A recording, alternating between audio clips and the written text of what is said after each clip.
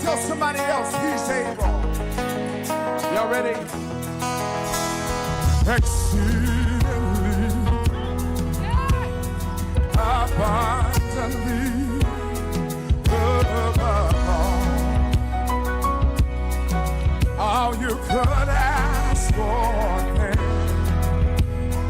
according to the power that worketh in you.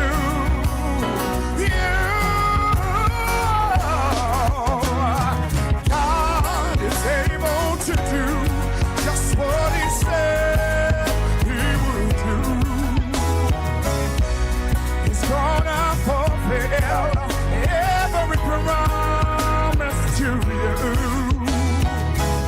Don't give up on God, 'cause he won't give up on you. He's able. How many believe it tonight? Yeah, yeah. He's able. Thank you, Jesus. Come on, y'all. I need y'all to help me sing. God. This is the city's biggest conversation. He's gonna fulfill every promise. Yes. Don't give up on God.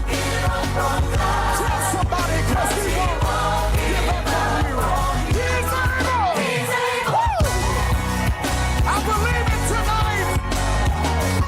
Yeah. He's able. Somebody shout tonight. He's able. Hallelujah. We're going up. God is able to do just what he said he would do. He's gonna fulfill. The City Breakfast Show. Rise above the noise.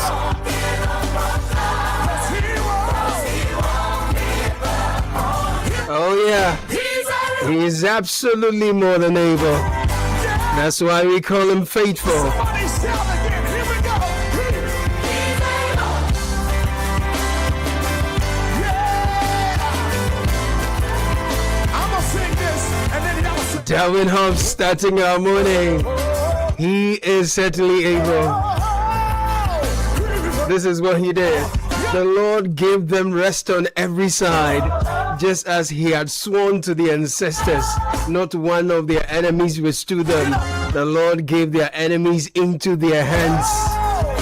Now, this is my favorite part. Not one of all the Lord's good promises to Israel failed. Everyone was fulfilled. And so this morning, when we're starting with He's Able, we want you to come along. Rise up from the pit of doubt and despair. Jump onto the train of hope and believe. For faith is the evidence of things hoped for, the substance of things not seen. As you're working hard and you're checking the dates, it's the 21st of July, and you are wondering, it's your day, because you've tried so hard for years. But don't give up on God. He hasn't given up on you yet. Welcome to a brand new morning. This is Tuesday, the 21st day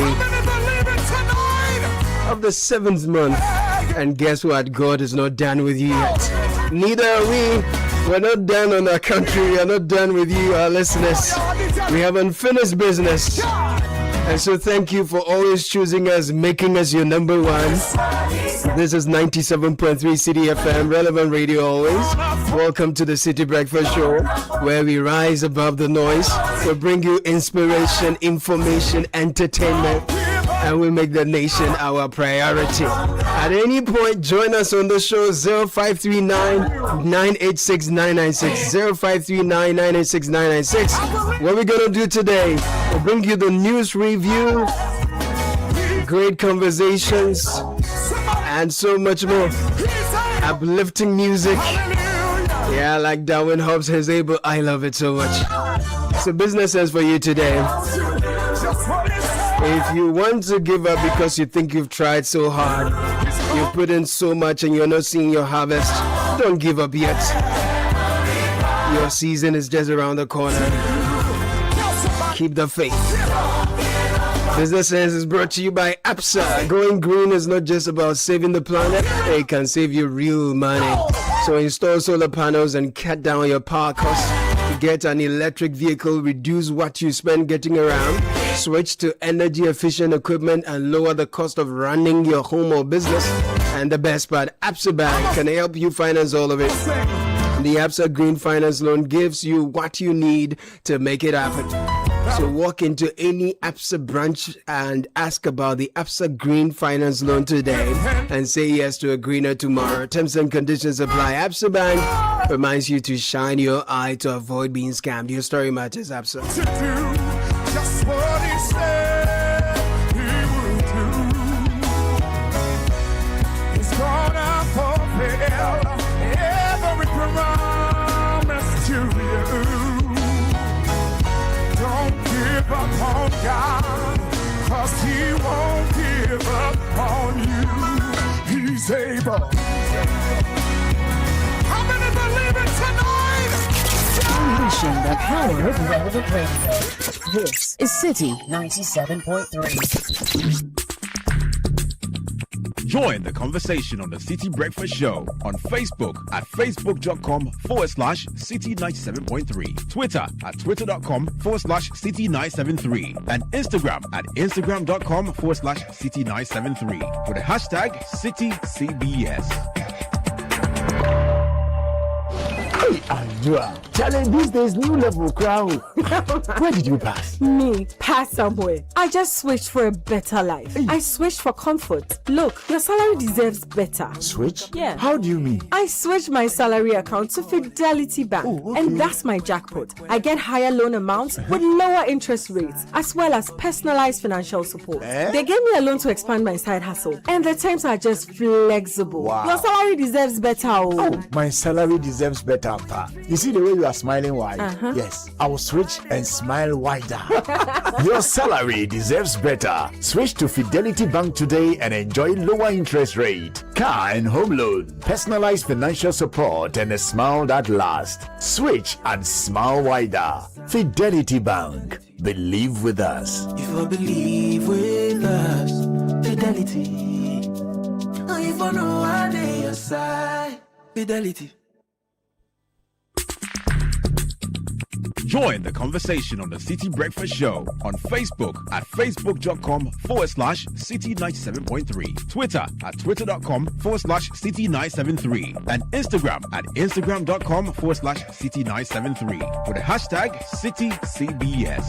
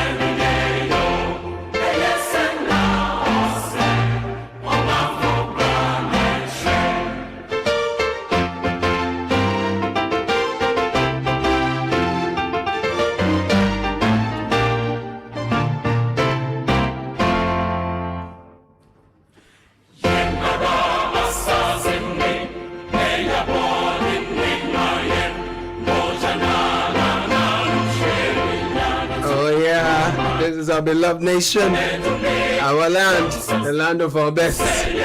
We'll bring you the news review in a bit. That's brought to you by Fidelity Bank. Your salary deserves better. Switch to Fidelity Bank today and enjoy amazing benefits from lower interest rates, higher loan amounts, personalized financial support, and a smile that lasts.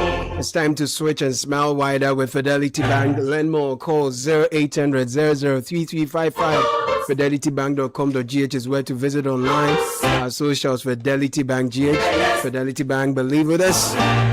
And time to welcome the gentleman for the news review. Bernardino Avle is here. Good morning, Bernard. Good morning, Caleb. And Richard, the last guy, is here as well. Richard, good morning. Good morning. Okay, for now.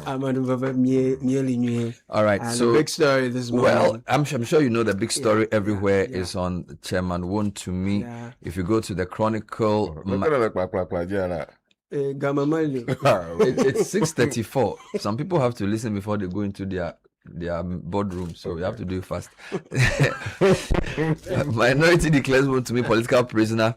Osahin Alexander Penyo marking is photographed here. And then the paper also explains why Wontumi was jailed for 20 years. Buankra Inland Port dispute, law lords dismiss ASPL's $33 million claim against Jasmo Construction. A significant story there.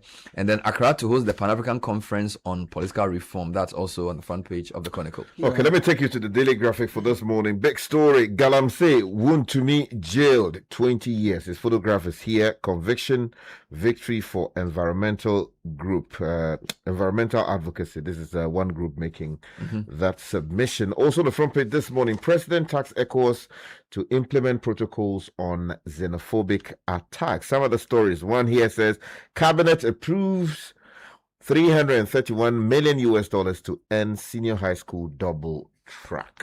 If you go on to the Daybreak, minority challenges High Court ruling against Wontumi. Again, the minority that is photographed here. GRA auctions cost state millions for fitted rice sold far below market value. You hinted this story sometime yesterday. Meanwhile, AG's report MPA fights financial loss claims, and then Zoom MPP supporters seek fresh dialogue to restore confidence. The Daily Guide says Buankra project SC affirms High Court's ruling against APSL.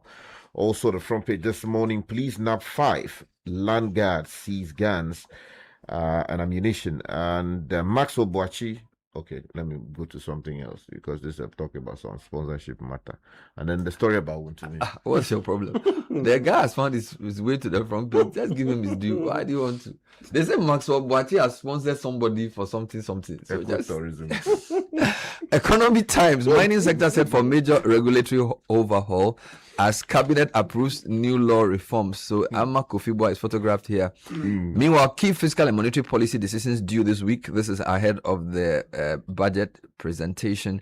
And then Tor and Centro expansion to meet 70% of Ghana's fuel demand. Again, Minister for Energy and Gas, Green Transition, Dr. Jinapo, is photographed here as well. Okay, let me take you to the Daily Post newspaper. Yesterday, a big press conference was held by the Minister for Education. One of those stories flowing from that is that government is to build new community-day senior high schools in Nima, Ayawaso, and Kaswa.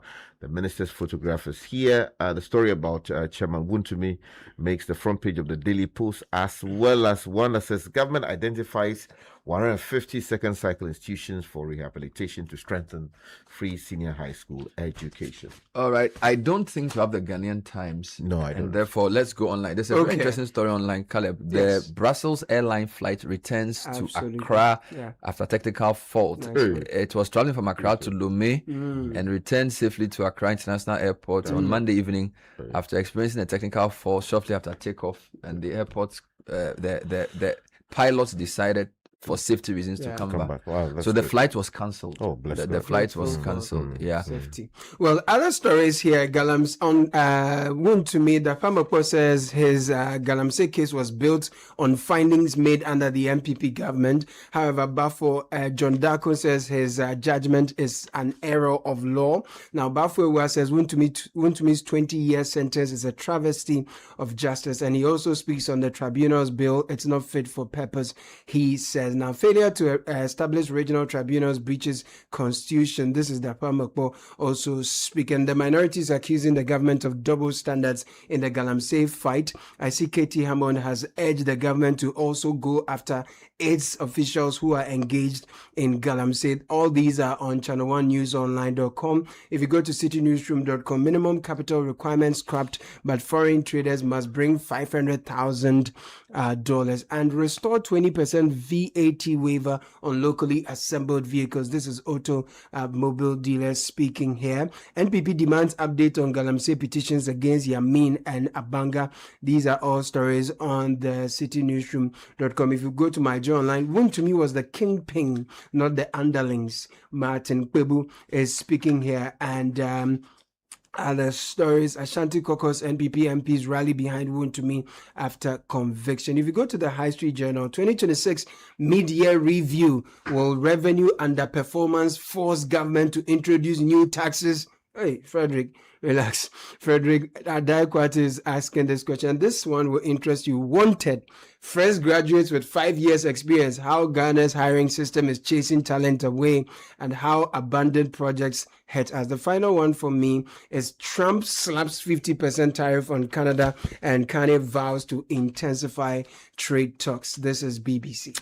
Okay, let's take off this morning. The big story. The Daily Graphic. The Daily Graphic has that story. Justice Agbanaosi and Joycelyn Kafu-Nyaji report from the High Court that the High Court yesterday sentenced the Ashanti Regional Chairman of the New Patriotic Party, Bernard Nchibosiako, also known as Chairman Wontumi, to 20-year jail term for assigning mineral rights granted to his company, Akonta Mining Limited, to two persons, Michael Jedu AC and Henry Okum. The story continues on page 3.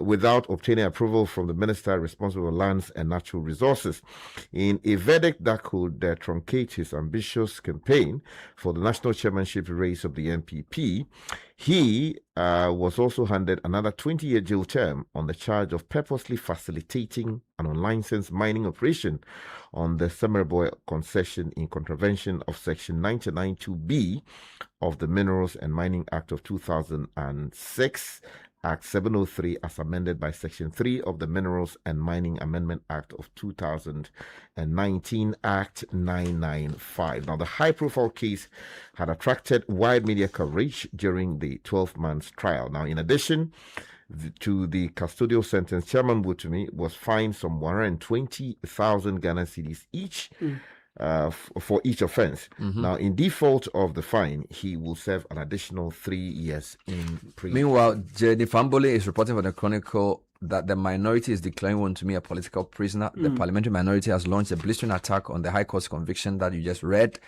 and a strongly worded statement signed by Minority Leader Alexander Penyo-Markin. The caucus accused the state of applying the justice selectively and vowed to use every constitutional and parliamentary avenue to challenge what it described as a flawed judicial process. The minority insisted that this position was not an attempt to shield illegal mining, but to defend constitutional rights and the integrity of Ghana's justice system. And then they give their reasons. Right. Then there are other angles to the story. So, for example, yes, in fact, let me first start with this. Why Wontumi was sentenced to 20 years? Read the full judgment. Abigail Arthur captures it very beautifully. It's just 59 pages. Go read it. You will. It's just 59 pages. You are clearly studying law. So you can tell me that 59 pages is just. I spent the night reading. It made for interesting reading. Now, Wontumi's political insurance expired after NPP's 2024 defeat. This is Inusa Fuseni, who also says in a similar interview on Eyewitness News that he has no sympathies for him. The former Lands and Natural Resources Minister Inusa Fuseni has stated that the conviction of New Patriotic Party Ashanti Regional Chairman Bernard Nchibosiako, popularly known as Chairman Wontumi, exposes how political influence shielded some individuals involved in illegal mining under the previous administration. According to Mr. Fuseni, Wontumi's prosecution only became possible after the NPP lost power, ending what he described as the businessman's political insurance. He called for all those who are enjoying political insurance from this current government to be exposed, because remember the president said that he knows some of his party people are into right. I want to just give you another one on Galamsey, where the coalition against illegal mining, while welcoming the conviction, they are disputing government's assessment of the state of illegal mining. So Richard Uswechan reports on the Chronicle page 2 that the Ghana coalition against Galamsey has disputed the government's own assessment of its fight against illegal mining, accusing state institutions of applying enforcement unevenly across regions and raising unverified allegations of corruption within the NIMOS. The claims were made at a press briefing in Accra, convened by the Coalition convener engineer Kenneth Ashigbe in response to an accountability series presentation delivered 15 July, that was Thursday, by Lands Minister Ama Kofi-Boa. The ministry's presentation reportedly concluded that the era of impunity is over, but the coalition rejected this outright, arguing conditions in several regions contradict it. The coalition credited government with genuine progress on some fronts, notably Cabinet's 24th June decision to revoke the EI 144 as amended EI 234. It also welcomed the Attorney General's decision to drop charges against a group it called the Atronsu 5 without elaborating on the case. But it says that there's geographic unevenness in enforcement, pointing to the eastern region, including the Apedua Junction and Yinem Osino corridor areas around Chebi, where it said illegal miners recently clashed with NIMO's team and give several instances of what it considered to be a flawed fight against illegal mining, and then linked some of illegal mining to flooding in Samraboy, displacing more than 1,000 people. So it chronicles what it considers to be a very checkered fight, and says government should not be beating its chest because it hasn't done as much as it ought. Okay, so the MPP also held a press conference Fact. yesterday. So you find out on page 6 of the Daily Guide, quickly, two paragraphs of the story. Ebenezer K. Amposa reports that the New Patriotic Party has vowed to appeal the conviction of its Ashanti Regional Chairman Bernard Nchibosiako, Chairman Wintumi, following yesterday's decision, describing the judgment as a travesty of justice. Now, addressing a press conference at the party's headquarters at Asylum Down in Accra, the MPP's General Secretary Justin Kodia Frimpong said the party was deeply disappointed by the High Court's judgment,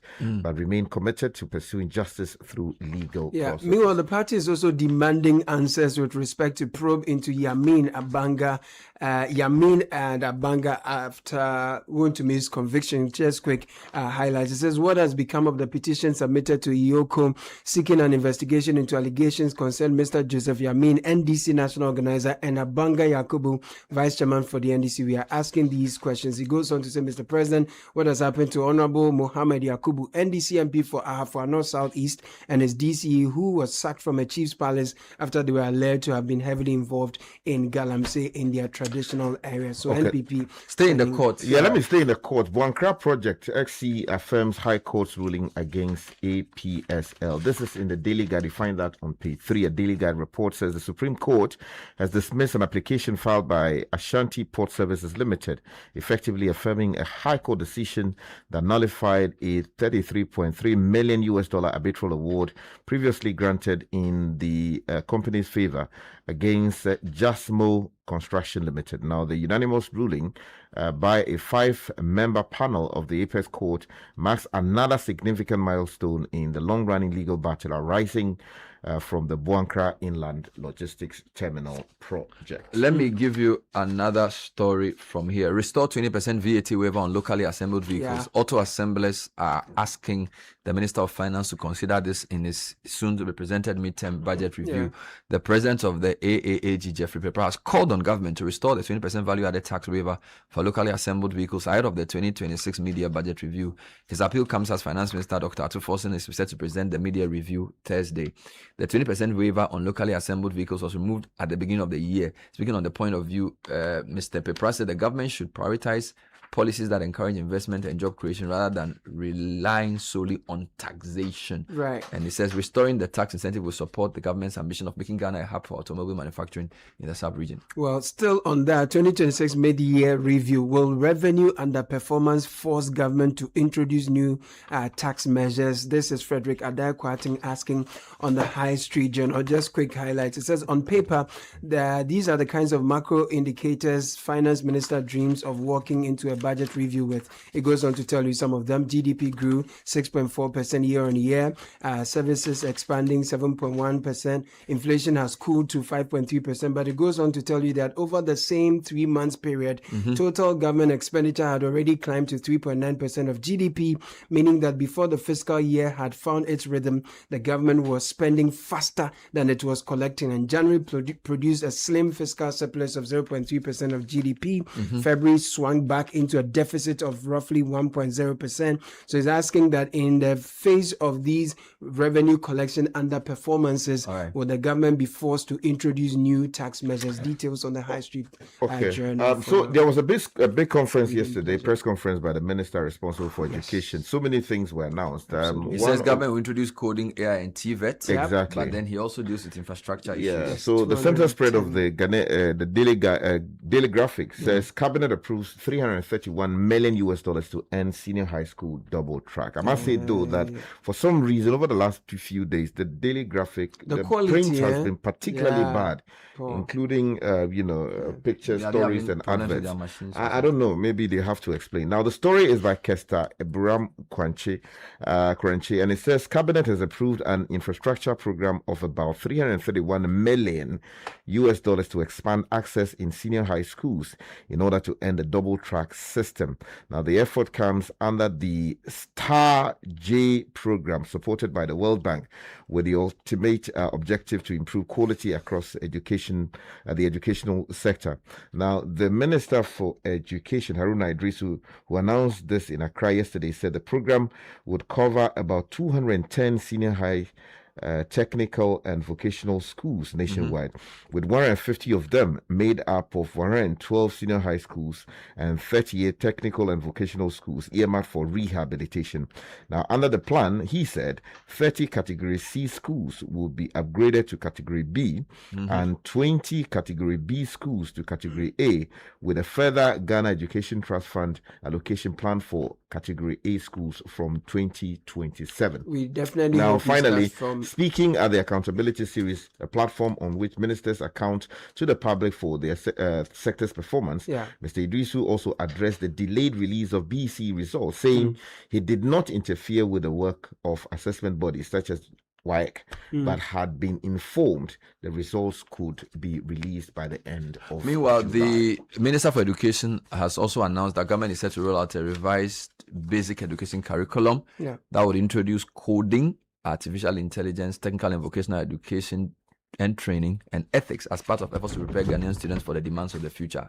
According to the minister, the curriculum review is designed to equip pupils from KG through to JHS with practical technology-driven skills that will enable them thrive in an increasingly digital and competitive global economy. Still from that press conference, if you go to page 6 of the Daily, what's the name of this newspaper? Daily Post. The Minister of Education, Haruna Idrisu, has reaffirmed the government's commitment to sustaining the free senior high school program or policy, announcing that 150 second cycle institutions across the country have been selected for a major rehabilitation.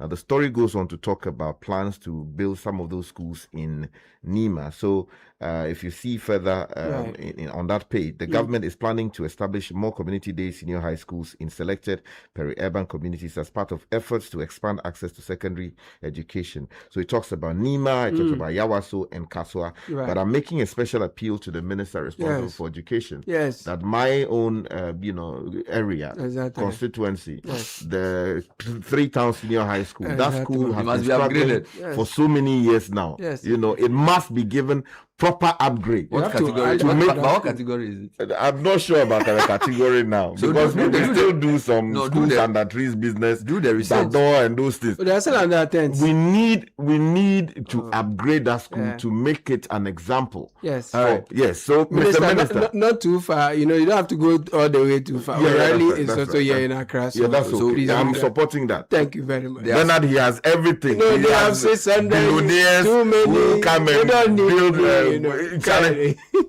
I have a few more stories to bring you. I don't even know why you are doing this.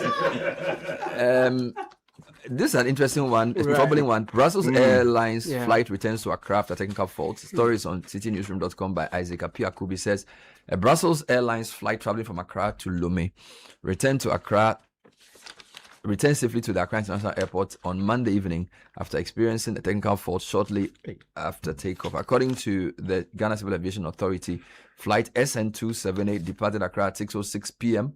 but developed a technical fault during the flight. As a precautionary safety measure, the flight crew elected to return to Accra, where the aircraft landed around 6:18 p.m. So totally 12 minutes of flying. In a statement issued on Monday, July 20, the GCAA commended the flight crew for following established safety protocols and said the technical issue that prompted the aircraft return is being investigated by Brussels Airlines in line with established aviation safety procedures under the oversight of the Civil Aviation. And the authority assured the traveling public that Ghana's aviation safety and security oversight system remains robust. Right. Okay. Let me just quickly say that those of you who are interested in pursuing law and pre-bar admission matters, you can grab a copy of the Daily Graphic, pages 14 and 15. You'll see some details there about what the Ghana School of Law is doing. But I must say, though, that the print is very bad. So you might even want to contact the school. But there are some numbers that are visible.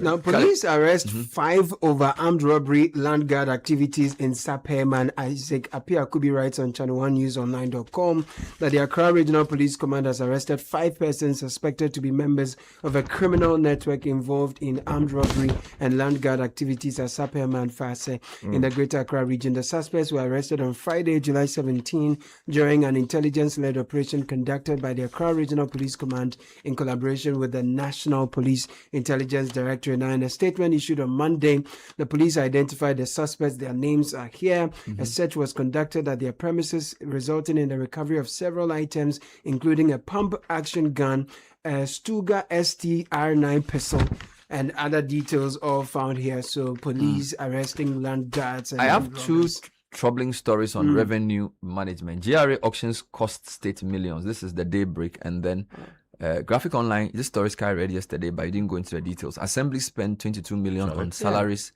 to collect 10 million revenue. I'll read it again. Now, fresh concerns have emerged. No, serious. Fresh concerns have emerged over GRA's auction regime after documents reveal that forfeited imported rice is being sold at prices significantly below prevailing market prices.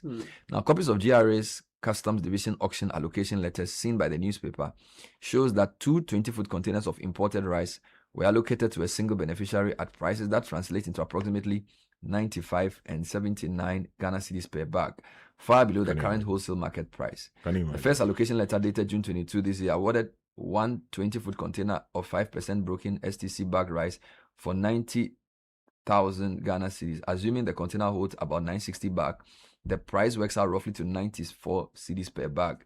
A second allocation letter also shows that it comes to 79 cedis per bag based on how much they are selling the Vietnamese jasmine rice. However, checks by this paper indicate that similar imported rice currently sells on the local market for between 400 and 600 cedis per bag, depending on the brand and quality. People have set up a whole economy around this. The figures suggest that the auction prices represent only a fraction of the prevailing market values, which means whoever buys it can sell the rice at a big windfall. Sometimes you get the people who imported, whose rice or consignment has been confiscated, contract other people. There's a whole to go and buy during the auction. So so then you know, so they are shortchanging the state. So if if the market price for a bag of rice, according to the paper, is between 400 and 600 cedis per bag, why are they selling these containers full of rice for prices between 80 to 95 cedis per bag? That means that over 300 cedis of windfall goes to the person who buys this rice at auction. And the development has sparked concern among industry players and revenue experts who argue that such heavily discounted sales undermine government efforts to maximize domestic revenue. Meanwhile, the finance minister is going to think of how to raise taxes or whatever he wants to do on Thursday. When he went to do the Hanya in Aplao, that corridor recently, and anyway, nothing has come out of that thus far, right? But you know, these are the deeper issues to actually. So critics contend that while forfeited goods are expected to be disposed of through lawful auction procedures, the pricing mechanism should be structured to ensure the state obtains fair value rather than disposing of valuable commodities at what they describe as giveaway prices. It's economy. Meanwhile, they built around it. The Maclean Kofi is reporting that the Auditor General's report also shows over the past 5 years that revenue collectors' salaries at several MMDAs exceed the amount of internally generated funds they mobilized during the review period. The Daily Graphics monitoring of the reports over the past 5 years found that MMDAs, which is Metropolitan, Municipal, and District Assemblies, spent 22 million cedis on salaries for revenue collectors between 2021 and 2025, while the officers generated only 10.2 million from property rates, fees, licenses, and other revenue components. Now, the question is whether that was what they generated or that was what they gave to us. The reports on the account of district assembly show that in many instances, individual revenue collectors earned annual salaries of between 50 and 90,000, but mobilized only 6 to 40,000 revenue, exposing significant inefficiencies in revenue collection. Well, let me bring you an international news. Sky's friend, yes, Donald Trump is here. He slapped 50% tariff on Canada and Kanye vows to intensify trade talks. So he's also launching fresh strikes on Iran. He's warning of retaliation for the death of soldiers. So after the World Cup, why are you calling him my friend? It's not just. Oh, he's not being my friend when he started misbehaving. So there are a couple of stories there. So they are saying he slaps the fine on the tariff on Canada. Yes. He's launched fresh strikes on Iran. Yes. And then they are analyzing whether he and the new UK Prime Minister can work together. Yeah. That's the analysis of the BBC. Yeah, so everyday consumer items like wine and hockey sticks and industrial goods such as cement are among the goods targeted for the 50% tariff increase. Okay, but let me, but we've been talking about regional energy security. There's a story on page 4 of the Daily Guide that says ECOWAS endorses Nigeria-Morocco Atlantic gas pipeline, paving the way for regional energy integration. This is a solid story. If you are interested, please grab a copy. We're also being told by the Minister for Energy that Ghana could meet about 70% of its demand for refined petroleum products through the domestic production when expansion programs at Tor and Central are completed. So that he was speaking at GIPCON last week. Yeah, beautiful. Long may he live. Yeah, that was the news review.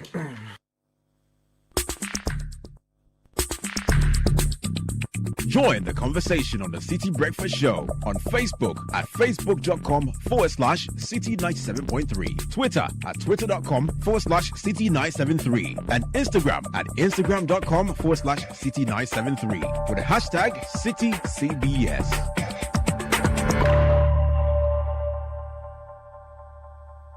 The City Breakfast Show. Rise above the noise. And Nathalie Nete is here for the breakfast edition of the City Business News. Good morning, Nathalie. Good morning, Caleb, and you're welcome to the breakfast edition of the City Business News. Is brought to you by MTN, EcoBank, and Gold Good Energy. Coming up, power stability, fuel prices, top energy sector expectations ahead of budget review will bring a report, and City faces modest pressures. Reserve building agenda could limit FX interventions. And later, Bank of Ghana's Gold Board Finance and Exit raises fresh liquidity questions. We'll hear from the BOG governor.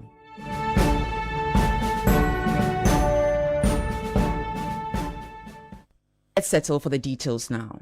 As the Finance Minister, Dr. Samuel Attah-Mensah, prepares to present the 2026 Media Budget Review to Parliament, energy sector stakeholders are looking to governments for targeted interventions to stabilize the power sector and cushion households and businesses from rising energy costs. Their expectations come amid renewed geopolitical tensions that have pushed global crude oil prices higher. There's more in the following report. The government faced intermittent power outages earlier this year, renewing concerns about the stability of the power sector and challenges confronting the industry. For energy sector players such as Executive Director of the Centre for Environmental Management and Sustainable Energy, Benjamin Nsia, government has yet to achieve some of the key targets outlined in the 2026 budget.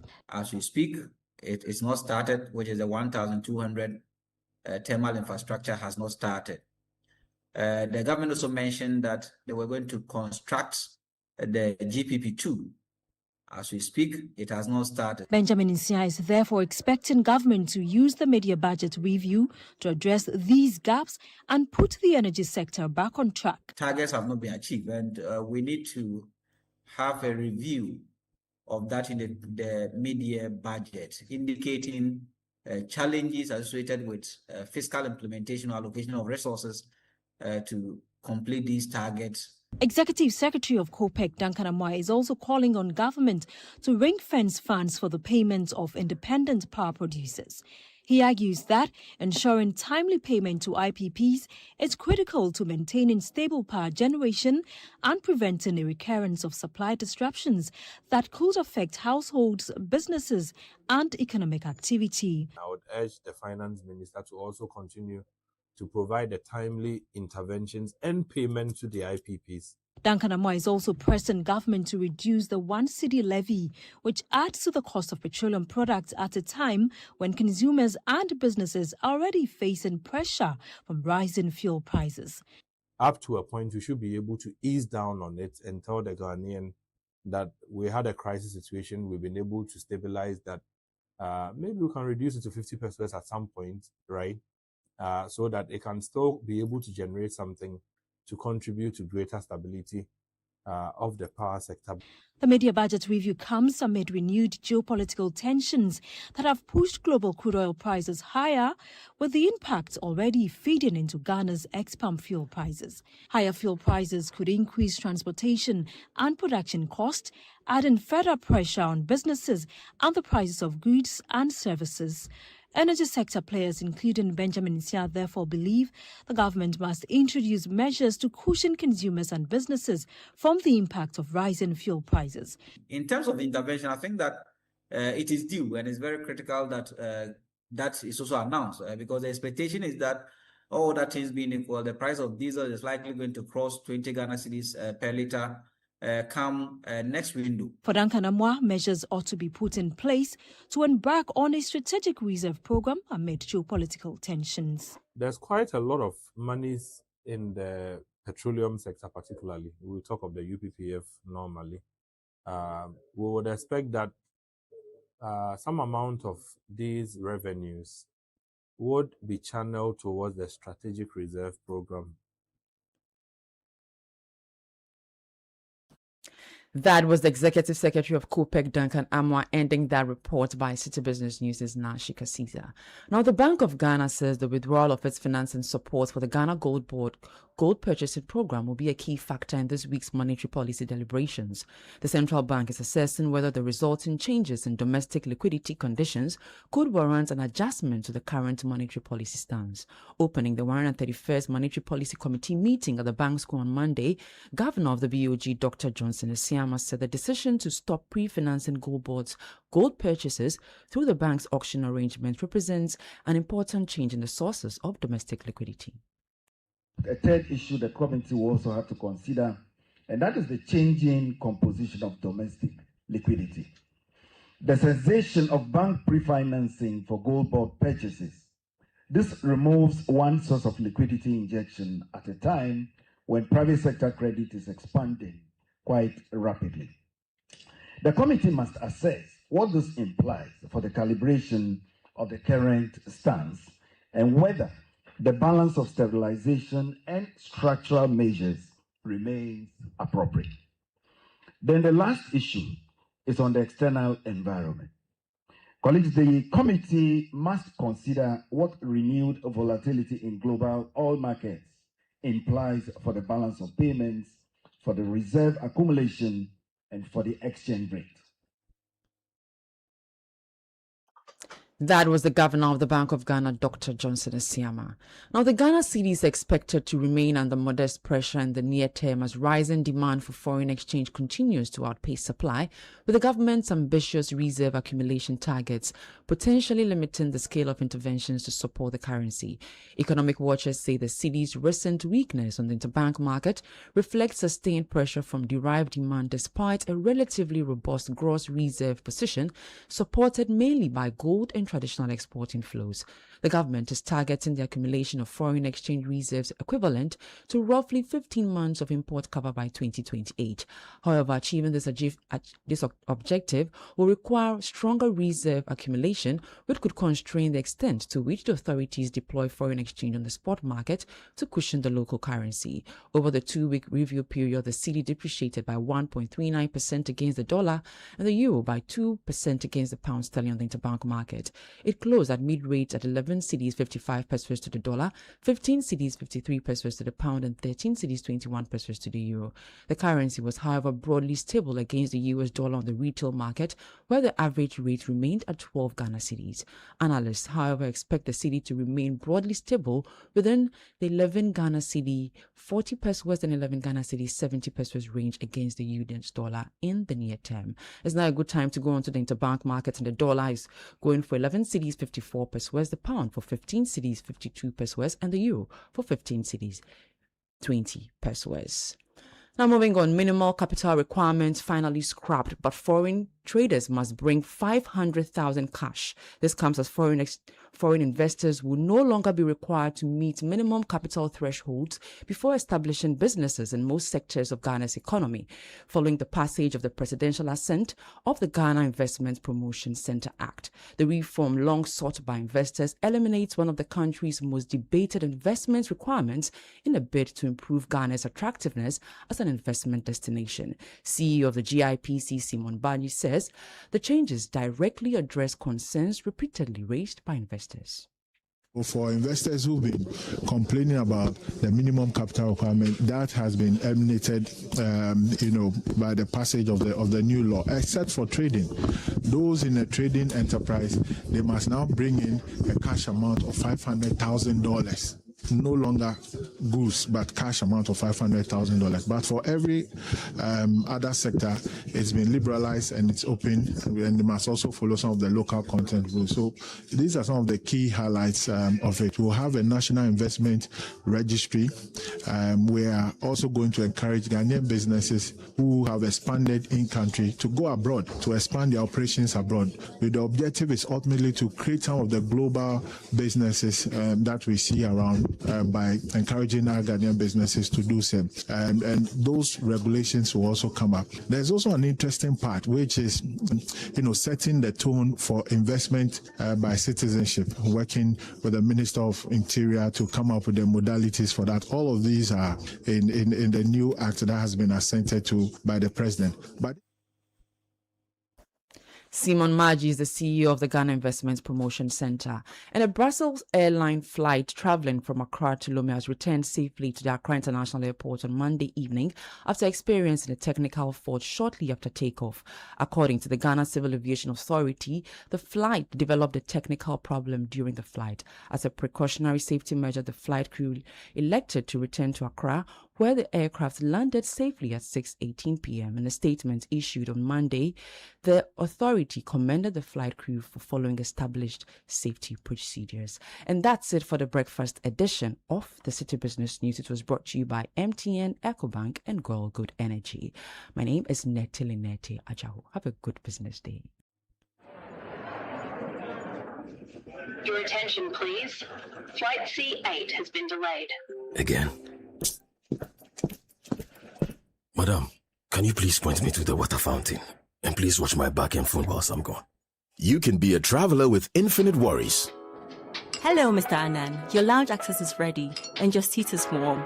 Or you can be a traveler with infinite privileges. Champagne, sir?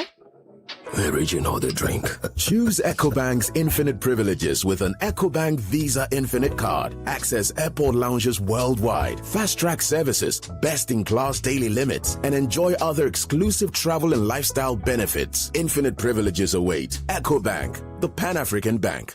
Your home could be anything you want it to be. It could be a stadium. It's just 12 yards out. He shoots. Oh! Yes! What a try! It's a goal. Or a gaming arena. Yes! Let's go!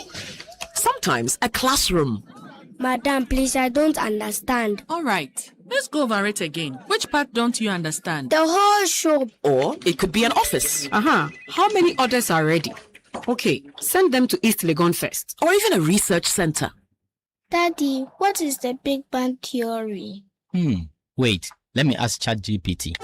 You can make your home anything you want it to be, because no matter the experience you want at home, MTN Fiber will power it. Get unlimited internet up to 500 megabytes per second from as low as 299 Ghana cedis. Connect your home or business today. Visit the My MTN app or dial *5057# to check fiber availability and request now. MTN. The jamming never stops. The game never stops. The productivity never stops. The music never stops. At G&J, we keep your world powered with reliable generators, solar energy, and UPS solutions, so the power never stops. Your go-to for total energy solutions, making sure you work, thrive, and live life uninterrupted. Visit our website, gjtechghana.com, or call us on 0302 689 178 or 179 or 0202 222 220. G&J, your energy partner. Introducing Ghana's leading pay-as-you-copy photocopier leasing company. Lease an A4, A3, heavy-duty or production machine and pay for only the copies made, or design your own payment plan. Simple and tietia. That's not all. Incredibly, toners, repairs, maintenance, follow-me printing, centralized tracking all come free of charge. Remember, financial prudence is the name of the game. Folks, forget about the expensive gimmicks and be smart. Join the hundreds of satisfied clients across all the 16 regions and every sector of the economy and save over 60% of your printing costs. Visit us at www.valexlease.com or call 0244 644048. Be prudent and lease a copier. Terms and conditions apply. Valex Lease is a wholly owned Ghanaian company. Valex Lease, affordable document management solutions. Enterprise Blue FM. Enterprise Blue FM, the bus. It's DJ E on Enterprise Blue FM. Guys, after the heavy rains this week, we are looking for the calmest person in Ghana. Who's the most chill person you know right now? Let's go. DJ, it has to be Mansa. Look, the flood entered her house and completely submerged her car. Next thing I see on her WhatsApp status, she's smiling and sipping tea on her balcony. Like me, I'll be crying, but she's totally relaxed. DJE, it's true. Mansa's home and car are destroyed, but this girl is not stressing at all. She just tells us everything is under control. Hey, Mansa, how? Wow, Mansa, we need your secret too. They say Entoa, but when unexpected floods strike, we've got you covered. At Enterprise Insurance, with over 100 years of experience, we say whether it's home, motor, travel, or insurance for your business, Entoa, if it happens, chill. Enterprise, your advantage. This is the City Breakfast Show, the city's biggest conversation. City 97.3. Accra. L to the L to the L to the L. Hey. La la la.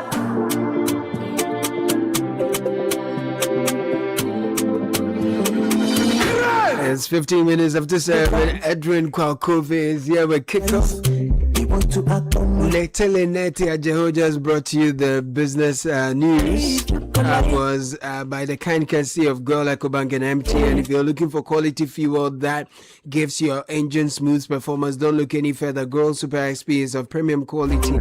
Gives you the correct choice when buying regular fuel. Girl Super XP is fortified with a special additive that gives longevity to your engine. Makes your engine perform to the max using minimal fuel that takes you further. So just go fuel up your vehicle. Enjoy the smooth ride with all the benefits as you journey the road. Look out for Girl stations. Fuel up your vehicle with quality you can trust. Girl Super XP, so filia, Uber Feely, Girl Good Energy. Did you know how money really moves? Do you know how money really moves in Ghana? Well, at EcoBank, we know it doesn't just move on payday, but every day, connecting you to the people who matter most. EcoBank provides one seamless banking experience across 34 African countries. Our digital platforms instantly connect people, businesses, opportunities across the entire continent. So pay bills, transfer funds, manage your finances anytime, anywhere. Just download the EcoBank mobile app, dial star 770 hash, or use EcoBank online and our nationwide ATMs. EcoBank is the Pan-African bank. Now, sometimes big moments begin with small things, like a call to someone you love, a moment to help family, a bundle to grow your business. Now, what if those little moves could lead to something much bigger? With the MTN at 30 promo, every call, text, browse, Momo transaction, home fiber connection, and activity on the My MTN app earns you points towards amazing rewards. So win one of 9 brand new Toyota Land Cruiser Prados, share in over 10 million Ghana cedis in cash prizes, or enjoy unforgettable experiences made just for you. Every move counts, so just dial star 530 hash, open my MTN app and join the MTN at 30 promo now. MTN at 30, make every move count.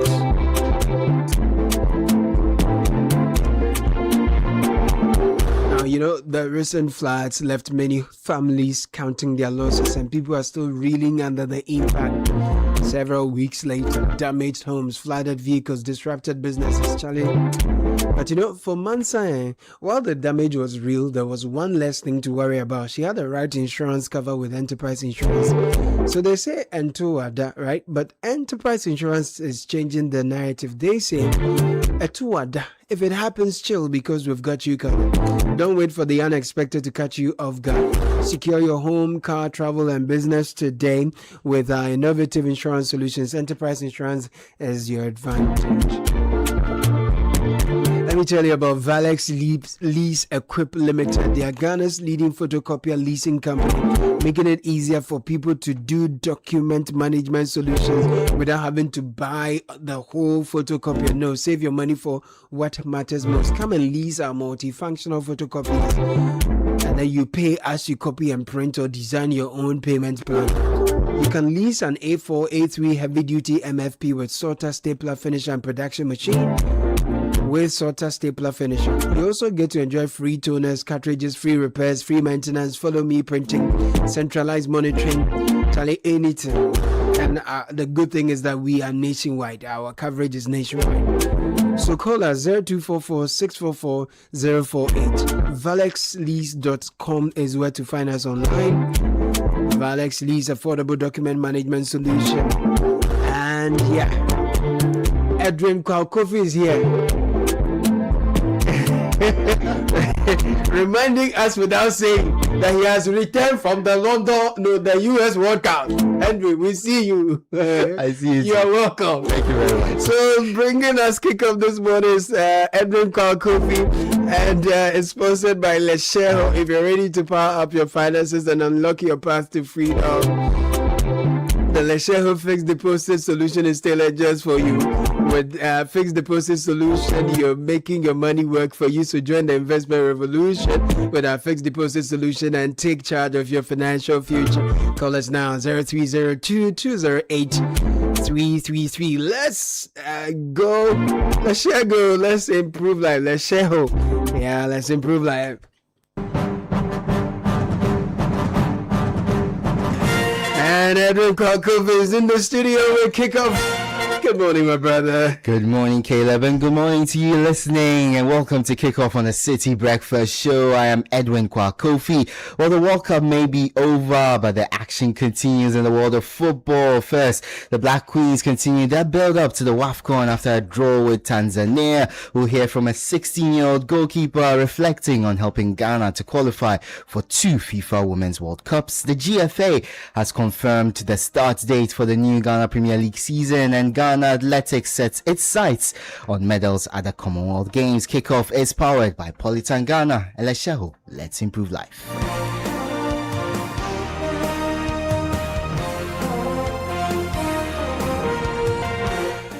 Good morning. Let's start off with women's football, and Ghana's Black Princesses and Black Maidens have both qualified for their respective FIFA Women's World Cups in 2026.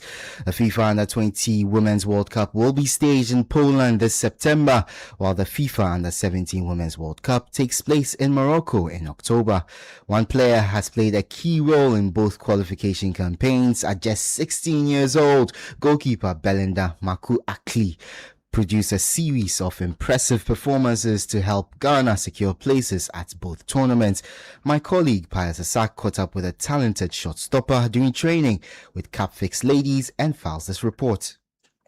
Dreams often begin with hope, but without opportunity, many never become reality. For Belinda Marco-Ackley, that dream started in the fishing community of Akbalabanya in the Ada West district, where becoming a national team goalkeeper seemed a distant ambition. Today, she is one of Ghana's brightest young talents. The Capface ladies goalkeeper has impressed at club level and established herself on the international stage. At just 16, Belinda is representing Ghana at both the under-17 and under-20 level, an achievement few players attain. She was instrumental in the Black Maidens qualification for the FIFA Under-17 Women's World Cup, playing 6 qualifiers, keeping 4 clean sheets and conceding only 2 goals. She then stepped up to the Black Princesses, making an immediate impact in the final qualifying round against Uganda. She conceded just 2 goals as Ghana secured an 8th appearance at the Under-20 Women's World Cup. All of that came within a single year. Across the 2025-2026 season, Belinda has made 26 appearances and kept 10 clean sheets, further highlighting her rapid development. How did you feel when you had your first call up? I was surprised when they called me. I didn't expect that. It was good because I met good better, they are better than me. Then I had a phone call that he said I should come for the trials at Pram. So I said okay. It was good because the coach that was coaching them is good. But I never met a coach like that before. Capface Lady CEO Gerald Kabu-Ackley says Belinda's rise from Division 1 football to the national teams reflects her discipline, resilience, and determination. We all knew she's going to go to the top. But for me, as I stand here today, I didn't know she would be doing both U20 and U17. Inspired by Real Madrid goalkeeper Thibaut Courtois, Belinda continues to work on her game with one clear goal in mind. She wants to make Ghana proud by winning the FIFA World Cup at both the under-17 and under-20 level. My target is that to qualify from the group stages to the final stage. My dream is to play for Chelsea in England. His composure, the confidence in the post, and how he controls the defense. Belinda Marco-Ackley is set on making Ghana proud at both the under-17 and under-20 World Cups. With hard work, determination, and unwavering support from Ghanaians, her dream is within reach. The journey won't be easy, but with passion and resilience, greatness is possible. Reporting for Channel 1 Sports, I am Pius Asak. Let's stay with women's football, and Ghana's Black Queens were held to a goalless draw by Tanzania in an international friendly in Casablanca, Morocco, as preparations continue for the 2026 Women's African Cup of Nations. The result follows Ghana's 1-0 victory over the Ivory Coast in their previous warm-up game, with head coach Kim Lasby-Okegren using the match to further assess his squad ahead of the tournament. Here's what the coach had to say after the game. I think it's a decent first half. Good defense. I wish we created a little bit more chances. I think in the second half we start much better. We found the zone 2 more often. And I think in the end of the game we also had a good, strong final push, but not good enough to win today. A couple of situations when we had the opportunity to score, we were lacking a little bit of quality. But it was a good game for us. We had the opportunity today to rotate the squad a lot as well. So I think we played with 18 or 19 players. So that was a good thing for us. That was the voice of Black Queens head coach Kim Lasby-Okegren. Well, the Queens will compete in Group D at the AFCON alongside Cameroon, Mali and Cape Verde when the tournament gets underway in Morocco. Away from that, the Ghana Football Association has confirmed the calendar for the 2026-27 Ghana Premier League season, with a new season set to kick off on the weekend of September 4 to 7 and conclude on the weekend of May 28 to 31, 2027. The GFA says the calendar is designed to align Ghana's domestic football season with the FIFA international calendar, allowing clubs to plan effectively and ensuring the league's finish on schedule. The clubs will also have ample time to prepare for the new campaign following the GFA Congress on the 20th of August. Now, the president of Ghana Athletics Association, Richard Akbokavi, says he is confident Team Ghana will once again challenge for medals at the 2026 Commonwealth Games. The Games will be held in Glasgow, Scotland from the 23rd of July to the 2nd of August, and Akbokavi believes Ghana's athletes are capable of continuing the country's proud tradition of podium finishes. Speaking to City Sports, he expressed confidence that Team Ghana will rise to the occasion. I expect that, in fact. We've got some good training. Currently, all the athletes are out of the country, acclimatizing before they move to Glasgow next week. So I'm very expectant, and hopefully we'll get some medals. In fact, in every Commonwealth Games we have attended, we have got medals, so except one, I believe. So I'm sure we'll get medals. The tradition is that over the last so many years, it's always boxing athletes have always gotten us medals. So that naturally, I am confident that those two will give us. But I'm also hopeful that we'll get medal in the para, one of the para events, and also the judo event. So. Those were the thoughts of Ghana Athletics President Richard Akbokavi, and that's the latest in the world of sport. For more on all these stories, visit citysportsonline.com. Kickoff was powered by Politan Ghana, Elesheho. Let's improve life. I am Edwin Kwakofi. The City Breakfast Show with Caleb Kuda continues. Hey, hey, hey, hey, hey. Let's go. Let's go. Let's go. Unique services, innovative financial solutions. We deliver on our promise, cause we are number one. Let's go, we improve your life. Let's go, let's go, hey mama, hey mama, hey mama. Even when you're stuck with nothing, no matter your situation, let's go, we improve your life. Let's go, let's go, let's go, hey mama, hey mama, hey mama. Let's go, we improve your life. Take advantage today of Trelidor's Big Blue Sale.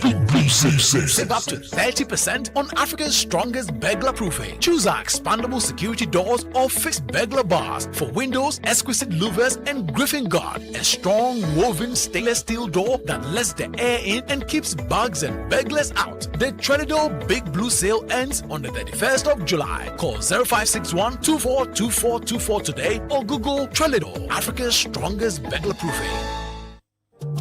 It's so hard to find someone who's always there, who do the best they can to push you to the top. But I found myself a friend who's all of these and more. When I put my dreams to sleep, you wake me up to dream. I trust in blue, I trust in blue, I trust in blue, I trust in blue. Save your money with blue, secure your future true. Blue Ghana day for you. I put my trust in blue. I trust in blue. Blue Financial Services Ghana Limited. Trust in blue. Great news! The Ungalicious Abinwaha promo has been extended to 15th August 2026. And now, participating is even easier. Simply submit 20 Onga powder promo sachet or 20 Onga shrimp tablets promo wrappers or a mix of the two, still making a total of 20. Submit at any Onga redemption center near you and receive your scratch card. Scratch to review your unique code. And dial *713*27# and win instantly. There's over 4 million worth of cash prizes to be won, including cash prizes up to 200,000 Ghana cedis, appliances, and many more. Promo now ends on 15th August 2026. Terms and conditions apply. This promo is regulated by the NLA on the Caritas Lottery platform. This advert is FDA approved. Improve your gum and oral health with the new Nesta mouthwash from Ernest Chemists Limited. Nesta mouthwash comes in original and fresh mint for the treatment of bleeding or irritated gums, mouth ulcers, maintenance of oral hygiene, prevention of bad breath and plaque. Nesta mouthwash, great oral hygiene, long-lasting freshness. Available in pharmacies nationwide. Manufactured and distributed by Ernest Chemists Limited. The contract is here, but my pocket flat like a football with no hair. Don't stress. That is why DCI Microfinance is here for you. DCI? What magic can they do? No magic, just real solutions. With your contract and LPO financing, you can deliver on time. And when you're waiting on payment, their invoice and certificate discounting puts cash in your hands quickly. Their loans are fast, simple, and reliable. So no more borrowing for my father-in-law? Now, that's a blessing. Exactly. Call them now on 0577 66 9346. DCI Microfinance. Miles beyond the extra.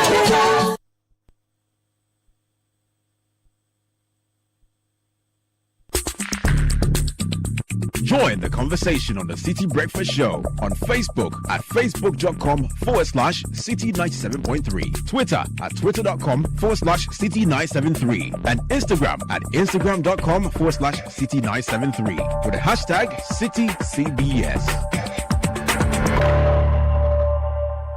This is the City Breakfast Show, the city's biggest conversation.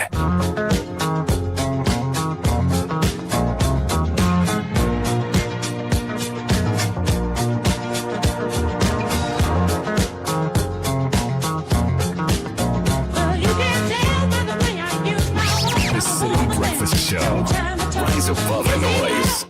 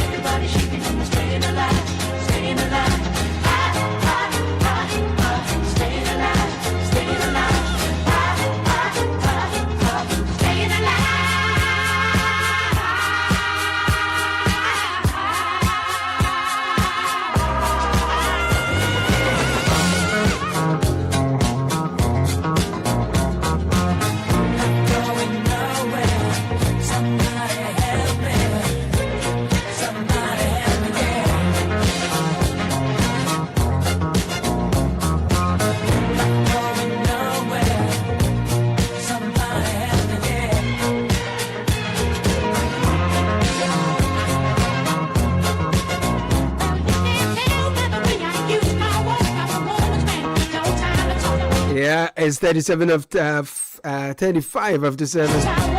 BG's helping us stay alive. Yeah, so much is happening, but ditch the banking hall queues and parking hassles. The CowBank app helps you securely send money, pay bills, and manage your finances right from your phone in seconds, whether you're on a lunch break or relaxing at home. Switch to CowBank mobile banking app today. Trust me, you will stay alive. It will save you time, all-in-one convenience, ultimate flexibility, total peace of mind using advanced fully secure technology. If you're ready to simplify your banking, download the CowBank app today on the App or Play Store to get started. CowBank, forward together. Now, to all tech lovers, listen up. Tecno just dropped the ultimate game changer, the all-new Tecno Come On Slim. This Come On Slim, this isn't just a phone, is a style statement. Is the ultra sleek 6.4mm double curve design that feels absolutely premium in your hand. features an interactive mood light around the camera that flashes unique colors for your calls, messages, and charging updates. Fully loaded with advanced techno AI, bringing you mind-blowing tools like AI image to video generator and so much more. Grab one. You will also get a massive 5,600 mAh dual battery, a 60 watt fast charging package inside a tough water resistant IP68. If you're ready for an upgrade, head to any techno exclusive store nationwide today. Grab yours and step into the future. Now, for all thriving businesses, it started with a dream, and Societe Generale Ghana knows.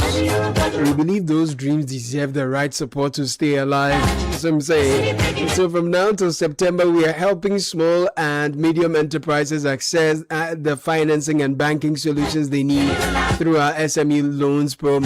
If you need equipment or machinery to expand your operations, our finance lease solution can help you. If you're looking for working capital to take advantage of new opportunities, our Boafo loan is designed to keep your business moving, or if you like, stay alive. So if you're waiting on customer payments or factoring and invoice discounting solution can improve your cash flow. Whatever your business goes, just talk to us, Societe Generale Ghana. We have the expertise to support your growth. Visit any of our branches nationwide. Call us 0302-214-314. Societe Generale Ghana, the future is you. 0539-986-996. That is the number to engage as. Happy birthday to Dr. Mavis. Thank you for being an inspiring leader and mentor. Your passion, dedication, and unwavering commitment motivates us to give our best every day. We're truly grateful for your guidance, encouragement, and opportunities you create for us to grow. May God bless you with good health, wisdom, strength, and abundant joy as you continue to impact lives. We'll wish you a wonderful birthday. This is from the Impact Food Hub team to Dr. Mavis. Doc, why a BBI? Happy birthday, my darling wife. Today I celebrate not only your birthday, but also the wonderful woman God has blessed me with. You're my greatest gift, my best friend, and the love of my life. Thank you for your unwavering love, support, and the joy you bring into our home every day. Happy birthday, my queen. May your day be filled with love, laughter, and unforgettable memories. This is from your husband, Elder Frankie Rinchi, and your children, Inshraba, Ayebia, and Adepa.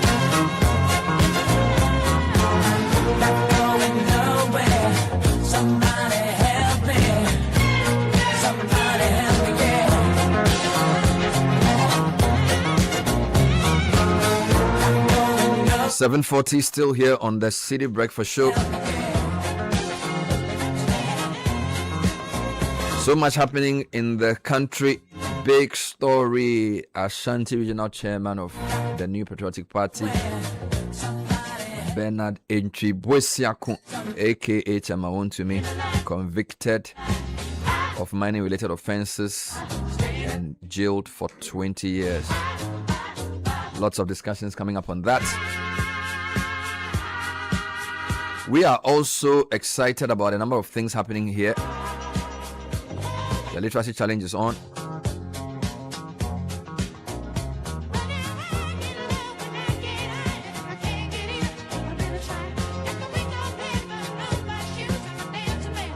And if you're aged between 11 and 15 years, this is your chance to show your worth in writing this essay. And interestingly, the Minister for Education yesterday actually said a few things about I won't say about the topic directly, but he said there's a new curriculum that we're putting together that has an AI component, that has a coding component and a TVET component.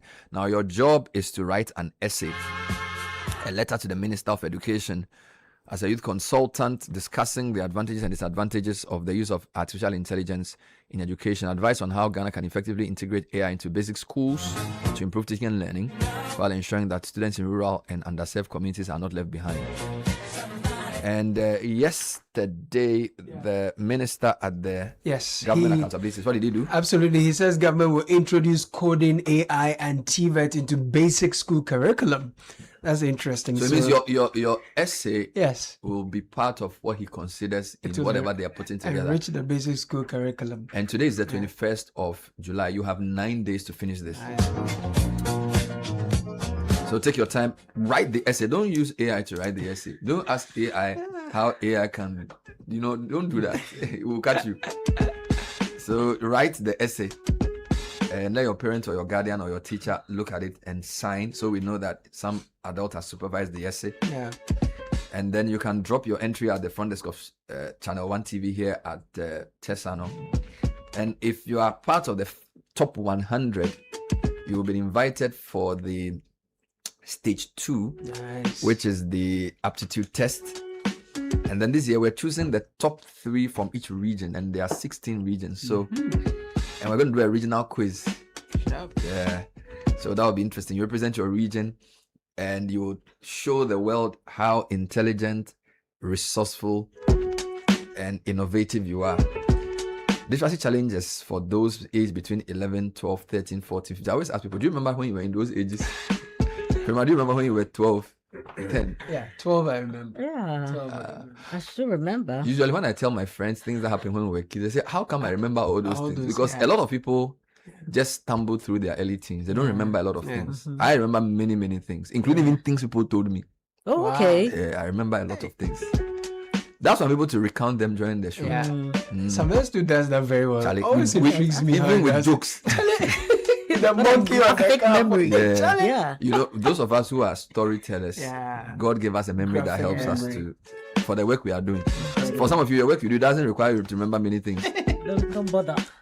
So Literacy Challenge is powered by Citi FM with support from Channel 1 TV and proudly sponsored by Prospectus Ghana, SIC Insurance and Advocate Publishing. I'll tell you more about Literacy Challenge in the course of the week. The other thing we're doing is the Northern Business Fair. And it's happening on the 25th and 26th of July. So I've invited our head of events. We'll just have a chit chat about it shortly. Yeah, the way she shouted and come to the studio. Charlie, I had to wear my suit. Because Charlie. Don't do that. You know, Prema has this, Charlie. I'm telling you. Between Friday and Monday, a lot happens. And you know what we say on Dynamic Friday? That advice, seriousness, everything is on Monday morning on CBS. You know, when I see you on Monday, I can't believe you're the same person I hear on Friday. That's incredible. You know, when she enters appearance on Monday, maybe she's wearing like this, her suit. My God. Then she'll sit at some angle. Put some glasses too much. Calm down. She wants to intimidate us, but we're not No. Hey, Rema. No, you are strong. So I'll come to you shortly. Right. But if you're looking for a world-class university experience for your ward right here in Ghana, Lancaster University Ghana is the only British branch campus in sub-Saharan Africa, offering students the same prestigious Lancaster University degree awarded in the UK. With a 90% graduate employment rate within 6 months of graduation, your child or your ward gets a head start in today's competitive global market. Now you can choose programs from business, law, computer science, economics, marketing, international relations, and more, all in a modern campus environment designed for success. You may call 0209 607 008 or 0302 747 700. Lancaster University Ghana, a global degree at your doorstep. Every tap or swipe deserves a reward. Your Stanbic Visa debit card doesn't just pay, it gives back. Get a 5% cash back when you spend 500 cedis or more at ShopRite or 12,000 cedis or more at Decathlon. Unlock amazing savings with exclusive discounts from your favorite lifestyle brands. You get 10% off Bliss Farm Entertainment, 12 and 5% off at Niobe Saloon and Spa. Did I call that right? Niobe? Up to 20% off at Wardrobe Essentials and up to 50% off Nespresso. Every payment should bring more value. Tap or swipe your Stanbic Visa debit or credit card.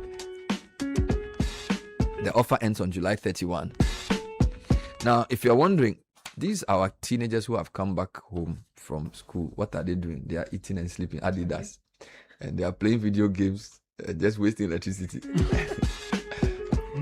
When you ask them to work, they won't even work.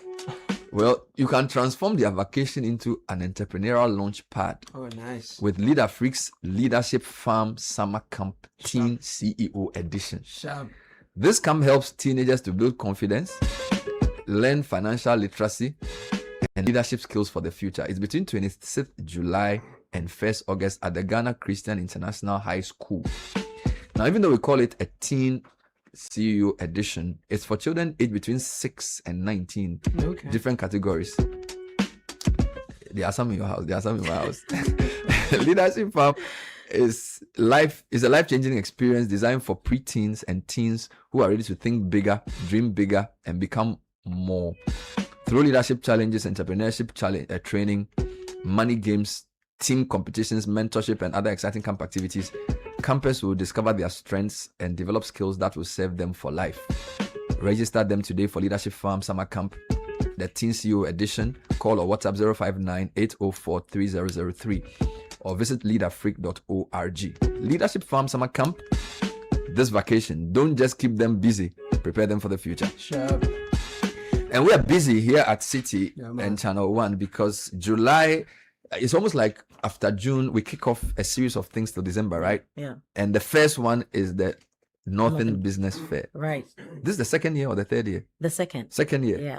Why did we take the business fair up north? You know, so we've done Good Morning, and what we experience when we go up north during Heritage Caravan, you know, gave us the idea that there's so much we need to do. And for us, we believe that we know the northern part of Ghana very well because we've gone there every year. We've done little stages, you know, of exhibitions and stuff like that, bringing businesses together. But these often come in as kind of attraction to the patrons of the Heritage Caravan. But when you communicate or when you interact with these businesses, you realize that they want bigger platforms to something that is not just a passing through program. So you just have to do it like maybe just 1 hour in the morning and we are gone. And so we realized that it was about time that we took the activities or the events that we do here, especially when it comes to economic activities, helping businesses, you know, to also put themselves out there. And so this is why last year we went to the northern part of Ghana and we were convinced that is a right call. The participation that we had from businesses and also from patrons in general, you realize that we are not doing so much when it comes to putting the spotlight on northern Ghana. So you are scaling up what we are doing in the north, and this is for the 5 regions in the geographic north of Ghana. Yes. So when you say an exhibition, you want the businesses to showcase what they are doing. Exactly. So we want you to come in, tell us what you are doing. A lot of people who are not familiar with northern Ghana have a certain mindset. You know, they don't believe sometimes the kind of production that and innovations that we receive from northern Ghana. You sometimes see certain products and you are surprised these are made in Ghana and the companies, the factories are in northern Ghana. And so we want people to, or businesses up north, to tell the world, other regions in Ghana and beyond, what they are doing. Is also an opportunity to let businesses down south to also know that, look, there's so much you are missing out because you are just focusing on markets in southern Ghana. So you're saying businesses in the north should showcase what they're doing. Businesses down south who want to reach the northern market. Exactly. So it's 2 ways. Exactly. So, you know, when we have programs like This is Ghana, people come from all over the country. So we have companies coming from Tamale, companies coming from Bolga, Kumasi, everywhere. And so when we talk of Northern Business Fair, it's same opportunity and platform to say that you have your products, you have your services and innovations. You've really conquered the South. But what about penetrating the northern market? What about introducing your products and your services to a new market? You know, so it is important for you to capture the north as well. If you say you are a national company, national is not just the southern part. And if you're also up north, you are not taking advantage enough, you know, of showcasing your products to the rest of the country and the rest of the world. And so it is a win-win situation, regardless of where you are situated. Which sectors of business are we looking to see at the Northern Business Fair? Are there any anchor exhibitors you want to highlight? What should we look out for? And just walk me through what we should expect. Right. So the interesting thing about businesses up north is the fact that they are very different, in terms of what we experience down south and all. And so this year we are looking at businesses like Time Will Tell. They are into fashion. We are looking at Cassie Collection, into art and crafts, per geographical location and cultural position. It is different if we even talk of arts and crafts. So what you are experiencing, or what you will see probably when you're in the Ashanti region, what you will see when you're in the Greater Accra region, is entirely different from what you will see when you are up north. And this is how we can also all come together, and bridge every cultural differences that we have. Kente is a national fabric today. Is a national, but it came from a certain region. Likewise, Fugu is also a fashion idea coming from a certain part, but why can't Fugu be a national, just as we see Kente and all? So this is what we want to see. We're also looking at Absonic Agbon, that is into agribusiness. We are looking at Zaki Shoes, into shoe production and all. Do they have stockings on their shoes? Talking, no, it's a special kind of vibe, Today, Samuel Attah was working and Sky said, are the shoes no talking to us here? But did he understand? No, maybe it's Gen Z, so that's you don't understand talking. You don't know what talking is. Do you know what talking is? You have to be a guy of a certain level to know talking. Either the one at the angle and the U-shape one. Especially the U-shape. Talking. So is it what shoes? I've not heard talking in 20 years. Talking, say. And this shoe company, what is it called again? Zaki Shoes. Zaki Shoes. Yeah.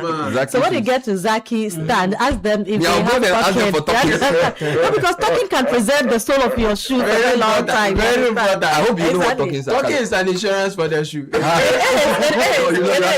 It is. And some shoes they are the right angle, angle talking because the talkings for day. Otherwise, all right. So Zaki Shoes will be there as well, and then we have Rohan Enterprise. They are also into food processing. We have Sava Duma Farms. They are into agribusiness. We have Girl Farms Hub.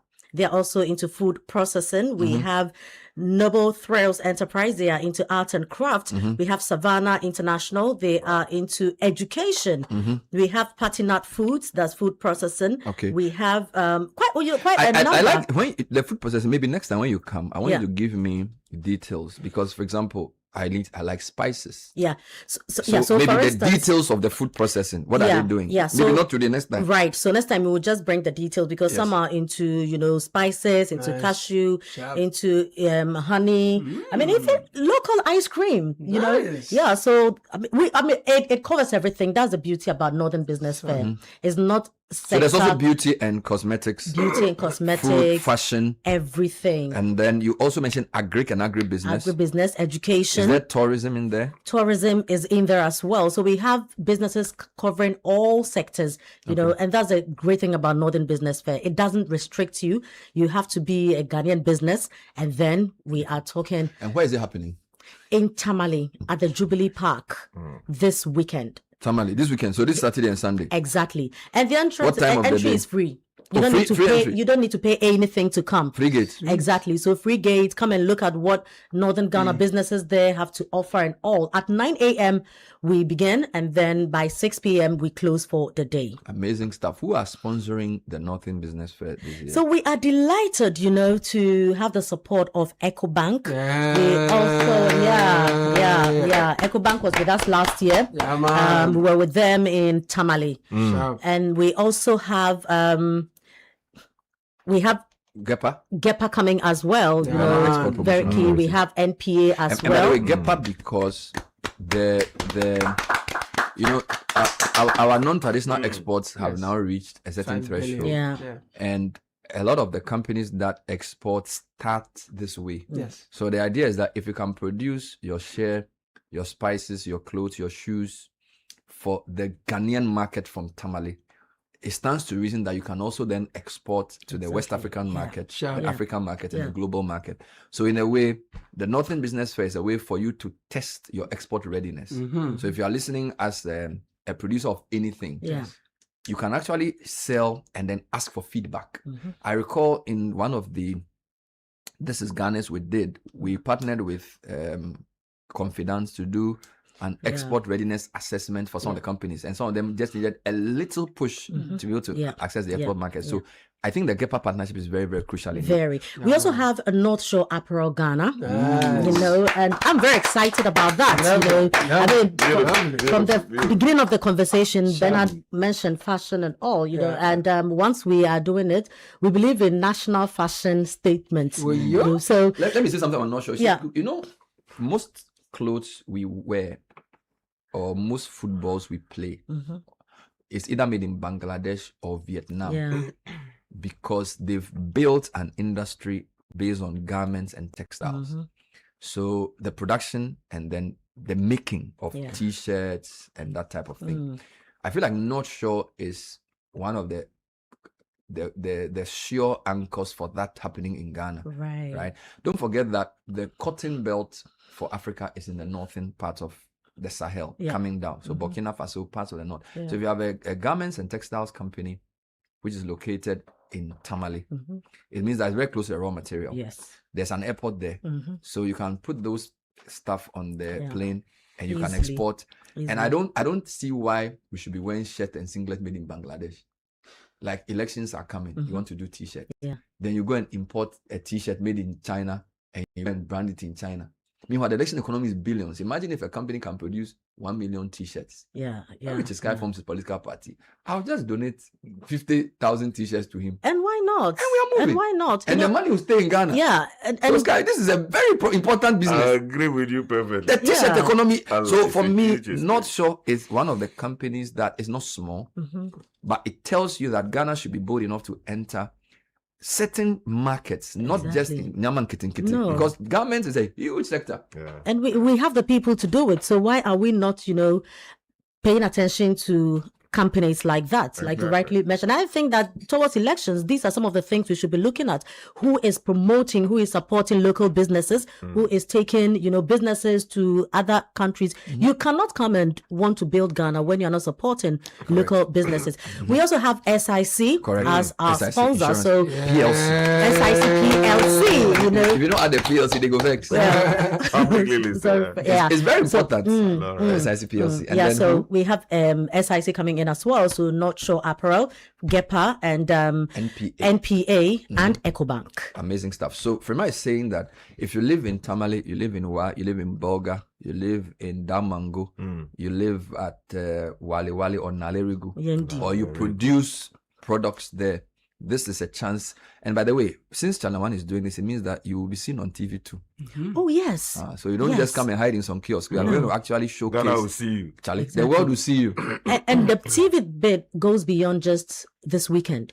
So after, you know, being physically present at the exhibition, after we put it on TV this weekend, throughout the year, we are also all the time highlighting your business and everything about it. So what we need you to do now is to give us a call on 0205 973 973 0205 973 973. So this is for companies to register. Exactly. Today is Tuesday. Yes. The event's on Saturday. You So have about 3 days to still register. Yes, to still register and be there. But what about people who just want to come and see the products? Just come. You don't need to register. just walk to the Jubilee Park. Will I get food to buy? You will get food to buy, food to eat. You know, and it's very, very, because that's also another comparative advantage. You know, when you are up north, abuchi meat is guaranteed, quality one. Yes. And they will spread some suya peppers. And then you wash it down with pito. Caleb refers to a confirm in a certain way.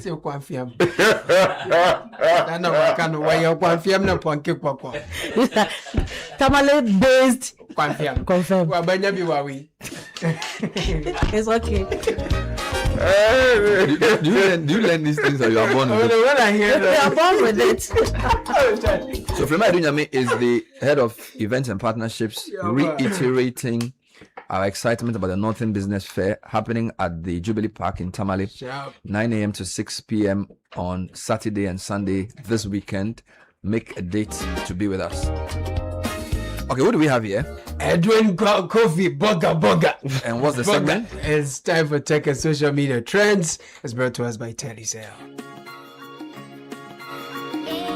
Welcome. Thank you very much, Bernard. We start off with the biggest news in Ghana, the conviction and sentencing of the MPP regional chairman, Ashanti regional chairman, Bernard Ntwibwe-Siako, popularly known as Chairman Wontumi. So he was convicted on 2 counts of assigning mining licenses without ministerial approval and purposely facilitating unlawful mining.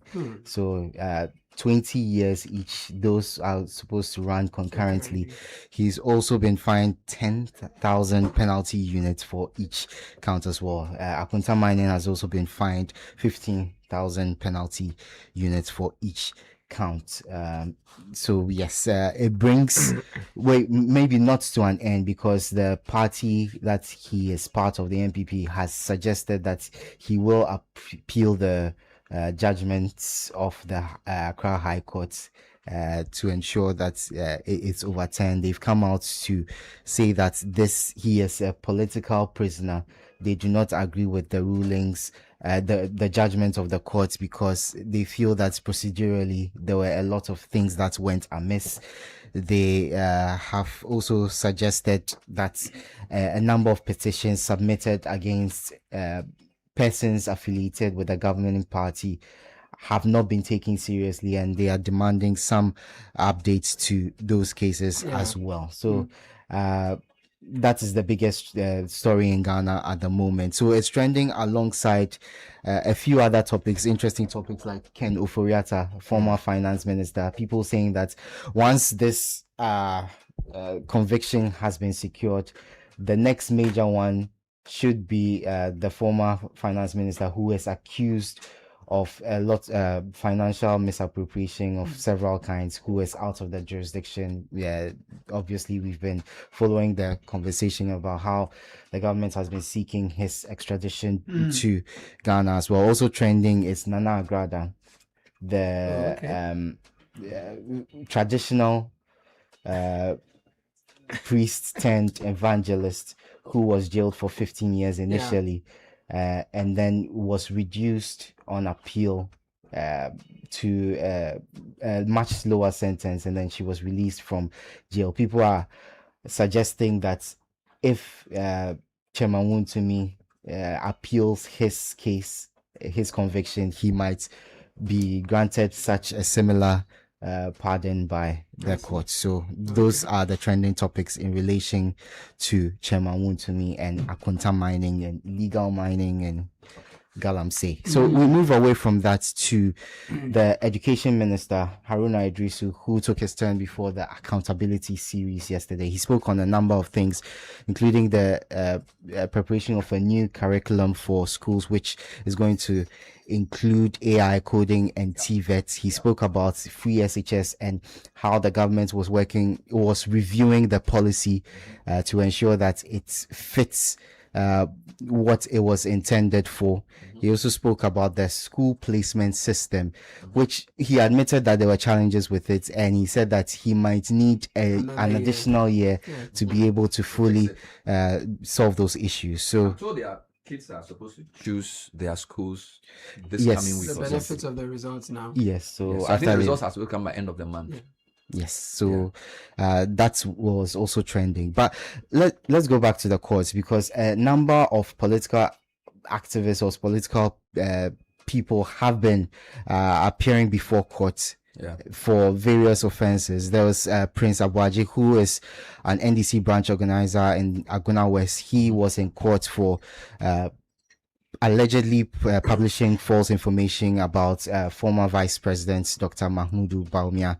There was also Aminat Mahama, who is popularly known as Bawumiaba, who was also arrested after being granted bail, rearrested after being granted bail for making certain comments about President John Dramani Mahama, which were in bad taste as well. I still maintain that those laws must be repealed. We need to repeal them. That criminalize. Yeah, that's right. Yeah. I mean, we let's go the civil route, and if we have been defamed, let's litigate it in the courts. But jailing people for what they say and what they write, I think it should be confined to very, very narrow, matters. Maybe like treasonable things or something. Let's say, for instance, we are sitting at the National Theatre and then you shout, which can then cause. Yeah, and it's false. Yeah. And people rush out and people die. That kind of, not, if the president feels defamed or the flag bearer feels defamed, he knows what to do. I mean, this idea of using prosecutorial resources for things like this,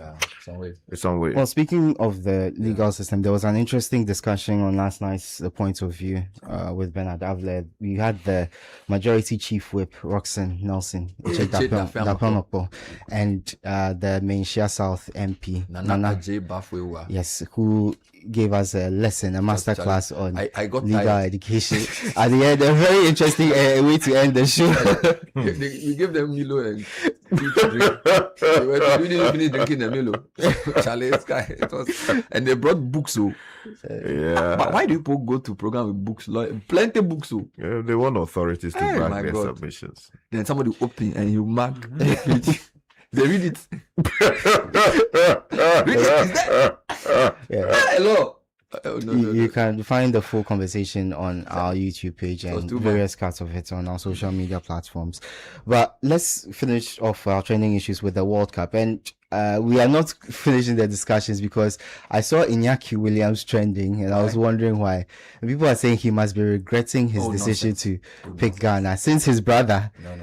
His brother is a world champion now. And made it to the Spain team. Well, who knows? I don't even think that's the issue. How many times had he had a call up? Yeah. No, he hadn't got a call up before then. But Kevin, to his brother, won the World Cup. Yes, his brother. The thing there, you see, Kevin Prince Barton's brother chose Germany and won the World Cup. And Kevin played for Ghana. Same with Iñaki. The younger one chose the European country. European countries are more likely to win than the African countries. So it's not a problem. At the end of the day, it's not all about glory, It's also a question of a sense of belonging. Correct. And many people who have been there and have returned will tell you that when you are winning, you are with us. When you are losing, right? When you are losing, you are from there. And that also includes where, for instance, maybe through some other people's actions, something happened. Yes, they started saying that, there was a certain England semi-final, and I think 2 or 3 players of color missed their penalties. The racist attacks they got, you get it. So, Charlie, Inaki, you win AFCON next year. Yeah, you are with us. It's good. We are with you. The time will come. Yes. Tell them to stop that thing. They stop that thing. Yeah, but Charlie, now that the World Cup is over, I wake up and I don't know what to do with myself. Exactly. I'm like, what is happening? What can educate you in American Euro? So I'm like, when is the football league starting? I don't know what I'm doing when I put on the TV. Now, we're going to be deprived of football for a few months before, a couple of weeks at least before the actual football starts. And I actually thought we'll get tired of football, but actually you can't. No, you can't. I think it's the world's #1 entertainment now. Yeah. And also an opium of some kind. I actually think footballers are now even more popular than musicians. Yeah, to a large because extent. football is like most kids, age between maybe 9 and 15, they know details about footballers. In our time, it wasn't that. Like it's crazy. Like Lamine Yamal, Kylian Mbappe, Desiree Doué. I met a 7-year-old boy at the program, and he said he supports Real Madrid. So I asked him, Yamal versus this. He will say this. I ask him, this guy, he will say this. How many goals? I said, 7 years, how do you know all these things? Yeah, because it's exposed. Those days, TV wasn't as ubiquitous as we find it today. You had to trek to someone's home, and then they will sack you for not bathing, or you should go outside. You have to remove your shoes outside. And sometimes when the owner of the house is there, you have to watch from the window. Charlie. Because he doesn't want anybody to come. Charlie, bro. The house used to go and watch the TV. The sofa. It's like almost the rubber bee. So the chair. And I want to room something and you have some cup. I love the light. And the tin apart, they don't eat it. They just give it up to the ceiling. What is That's who we are. You know, that's what we did. Many of the Gen Z people listening would not probably understand. The Tinapa was for display, not for eating. And you will see silver, bowls arranged in the room divider. You know room divider. But now the kids know. So what I'm saying is that the footballers are so popular. Yeah. I mean, they know the details. Yeah, because they know Ronaldo's diet. I mean, the birthdays. Why do you know all these guys? The average footballer now is more popular than the average musician or movie star because of how social media works and how, because of the paparazzi, we get in-depth detail into and what. now we even watch them like right now. Yes, we can when see they are them. even training. We are watching when they are eating. Yeah. So like we are following the footballers. Yes. And they themselves have realized how important social media is to their popularity and their chances of winning individual awards and getting promotional deals. So they encourage putting out this information out there for people to know but that's about why them. they must be good role models. Yeah, they are influential. For example, FIFA should clamp down on some of the language they use when they dissent with a referee, because a lot of kids are watching you, right? If you're a footballer and a referee gives an instruction, you can't insult the referee back, because these days they've become, a lot of the kids copy that behavior. Yeah. So things like dissent should be punished more seriously. You can't look at the referee and use that word on him. No, it's serious, because you think your kids are looking at you. You're not looking at you. Yeah, that's right. You're influencing millions. You would have had your hands if you are not serious. Charlie, no, you do. But have you taken note of his? It's gone to cut the hair correctly, and you are wearing some proper. You know, Sky wants young people to generate the desire of going to America. I've not made any references to America. No, the way you are behaving, that's what you do. You are trying to say that since he came back from America, he's looking fine. Why fine? No, why am fine? Why am fine? Stop, bro. No, you should do this more. I get number for you.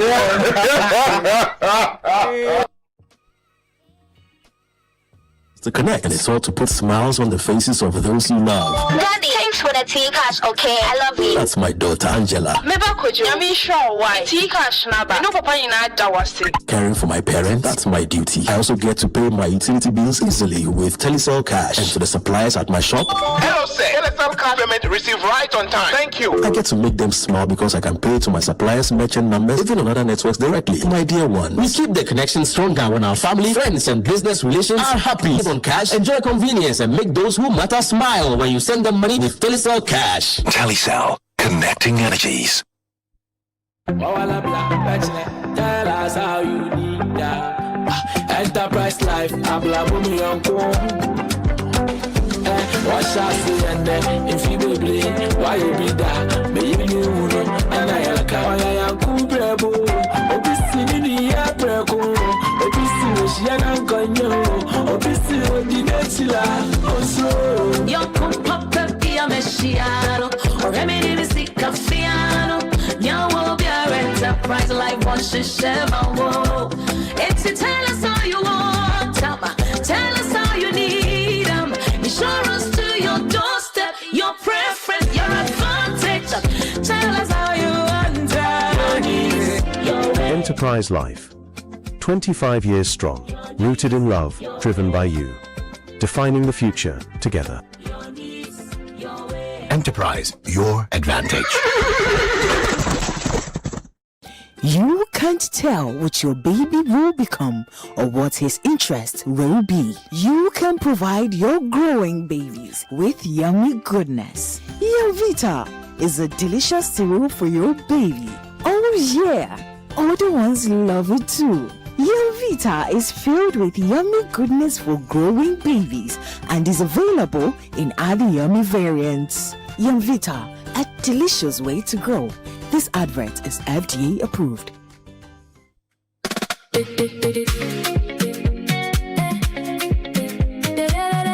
king was born today.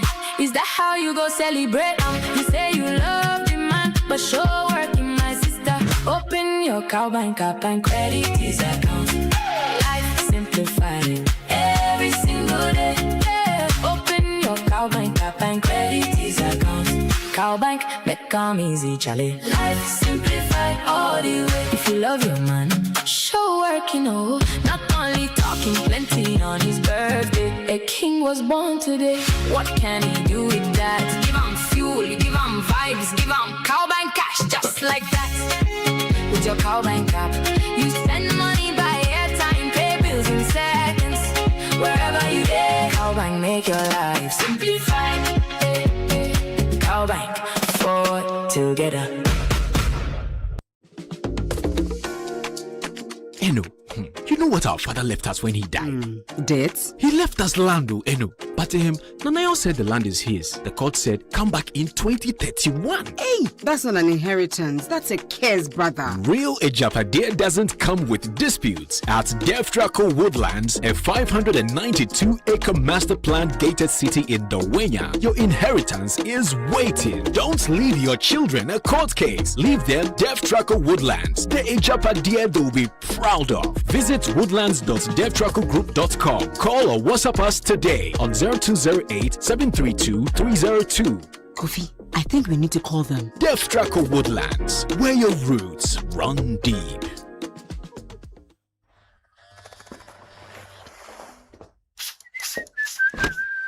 Charlie, trim I'm nice. I get some serious meeting. Allah, motion. But Charlie, no credit today. Oh, but you relax. Momo day. Hey, what funny. Yes, so I borrow small, sort myself out, I pay back. We move. Spot there. Ah, Charlie, you sure say you dey pay back? Yes, so that anytime somebody else they need them, Momo day. Be like I for can't borrow some more. Hey, you this boy. Don't go there and disgrace yourself. Allah motion. Responsible borrowing be the real flexo for today's needs and tomorrow's dreams. Borrow, sort them, pay back. Momo day.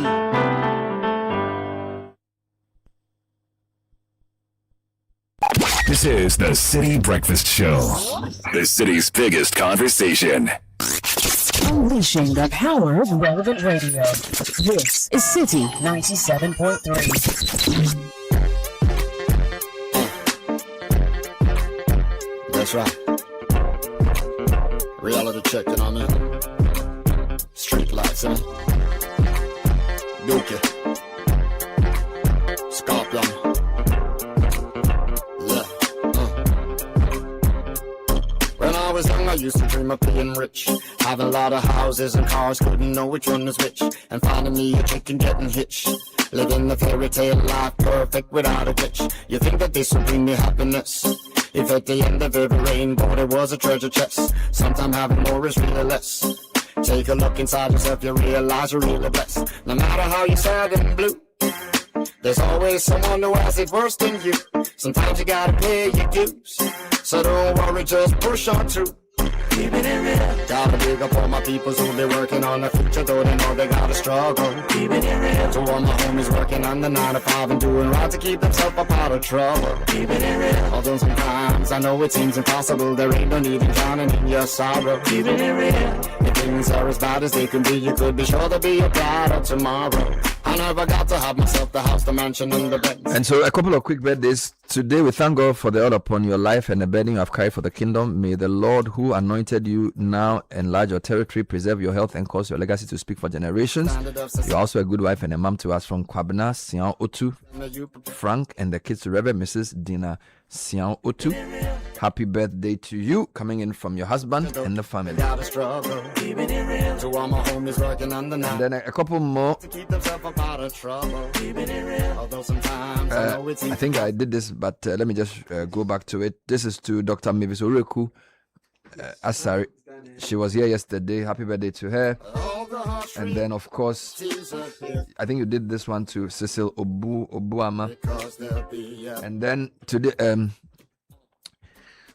happy birthday, darling wife. Today I celebrate not only your birthday, but also your wonderful woman God has blessed you with. This is from your husband, Elder Frankie Rinchi, and the children in Shirapa, Ayebia, and Adepa.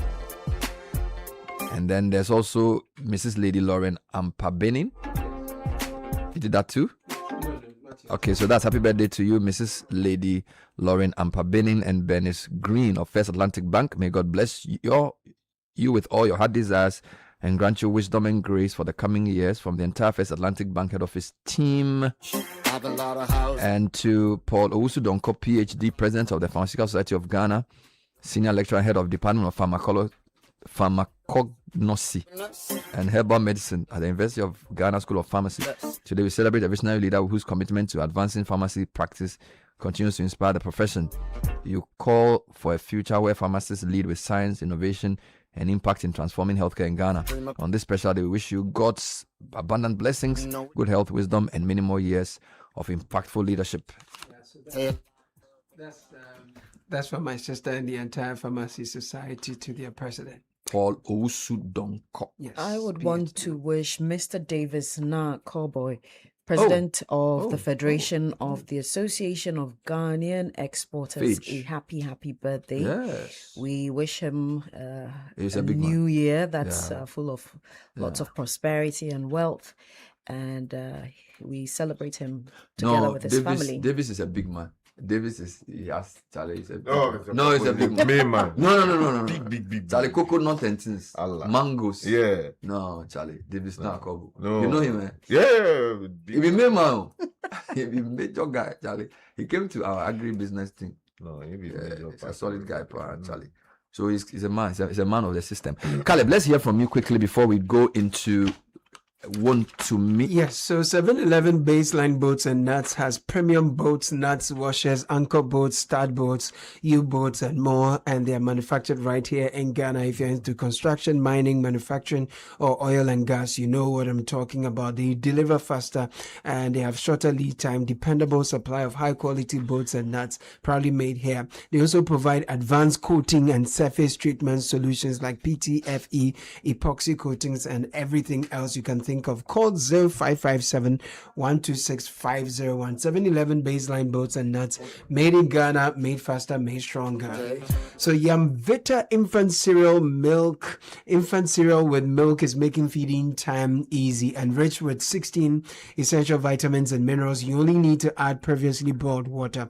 3 exciting variants: wheat, rice, and maize for an amazing price of 5 cedi 50%. It's real value for money, affordable, nutritious, and convenient. Yamvita, good nutrition for a strong start. Now, give your business the competitive edge it deserves at Dawa Industrial Zone, a world-class industrial park spread across over 2,000 acres of prime industrial land with modern infrastructure, strategic connectivity, and a thriving ecosystem of manufacturers, heavy industries, automotive industries, textile, logistics, food, and agro-processing, all within a well-segmented industrial zone. Dawa Industrial Zone is the ideal destination for growth and expansion. Come to us. Call us on 055 20 40,000. Visit diz-ghana.com and read more on us. Dawa Industrial Zone, where industry thrives. Delexis University is inviting you to a world-class education journey, market-driven professional qualification with courses in nursing, midwifery, human resource management, IT, and so much more. Find out more on delexisuniversity.edu.gh. They are located at Tema Community 25 Peace B Junction, 0577 734 549. WhatsApp that number now because admission it's in progress. What about a world where power never fails? Data is always secure and your business never stops. That's the world Left Signature Limited is building every single day. From expert electrical engineering services to cutting-edge renewable energy solutions like solar microgrids, Left Signature keeps your world powered and protected. Your data center and cloud services ensure maximum uptime, seamless connectivity, and strong disaster recovery so your business never misses a beat. And we also deliver custom applications, AI-powered solutions, and everything connected to it. How do you benefit? Just download the LEP Power app from App or Play Store. Access web version. It's also available. Call 0256 111 811. Leftsignature.com is where you visit online. Lashibi North is where you find our office at Celebrity Estate.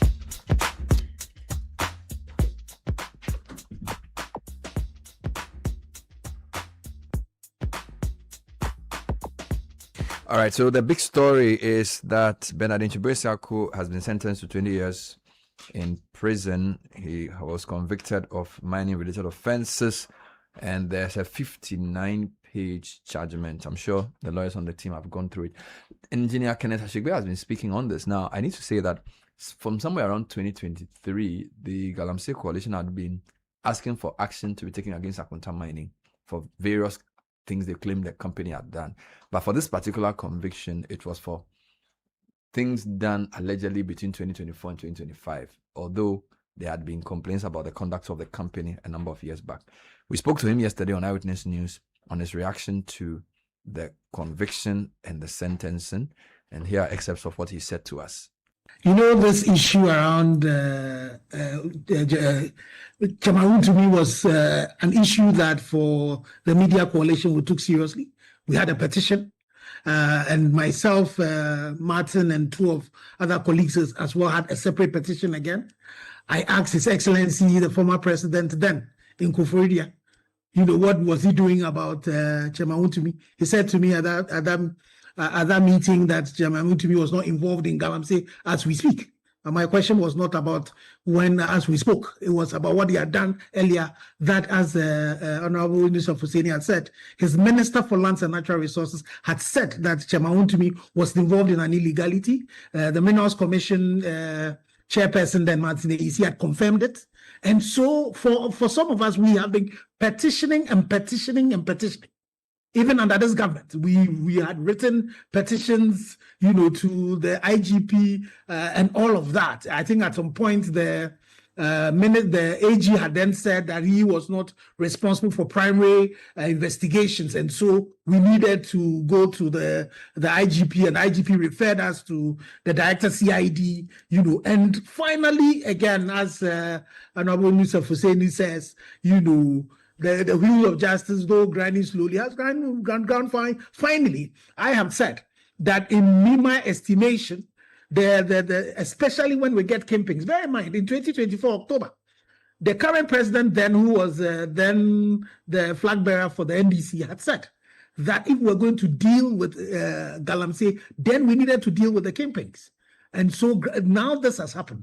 My only hope is that this is the beginning of it, and that we are going to see the equitable application, the hot stove principle, that it does not matter whose ass is God. Once you touch the hot stove, it burns you. So I am hoping that all of those who have been mentioned in the past and those who have been mentioned today, we know that the Attorney General had commissioned Iyoko to carry out some investigation into two members of the ruling party. We've not heard anything about that. I can tell you about a member of parliament for Awin, whose traditional authorities had named him as being involved in Galamsey, and he says it was no, but rather the traditional authorities. We don't know what it is that has happened to it. The interesting thing is that the law that Honorable Innocent Fuseni mentions, it's a law that says even facilitating Galamsey, it's a crime. So if you have the situation where, you know, DCEs and MCs will go to the theater of a crime and go and be collecting permits, they are facilitating the people who are working in that theater of that crime. If you have the DCs take an equipment that the government has prescribed, chamfangs, one legs, and goes to, you know, issue permits and collect money, they are also facilitating it. If you go currently, you drive around in Bonsu, in the bypass to Osino, in the full glare of the public, you will see Galamsey taking place.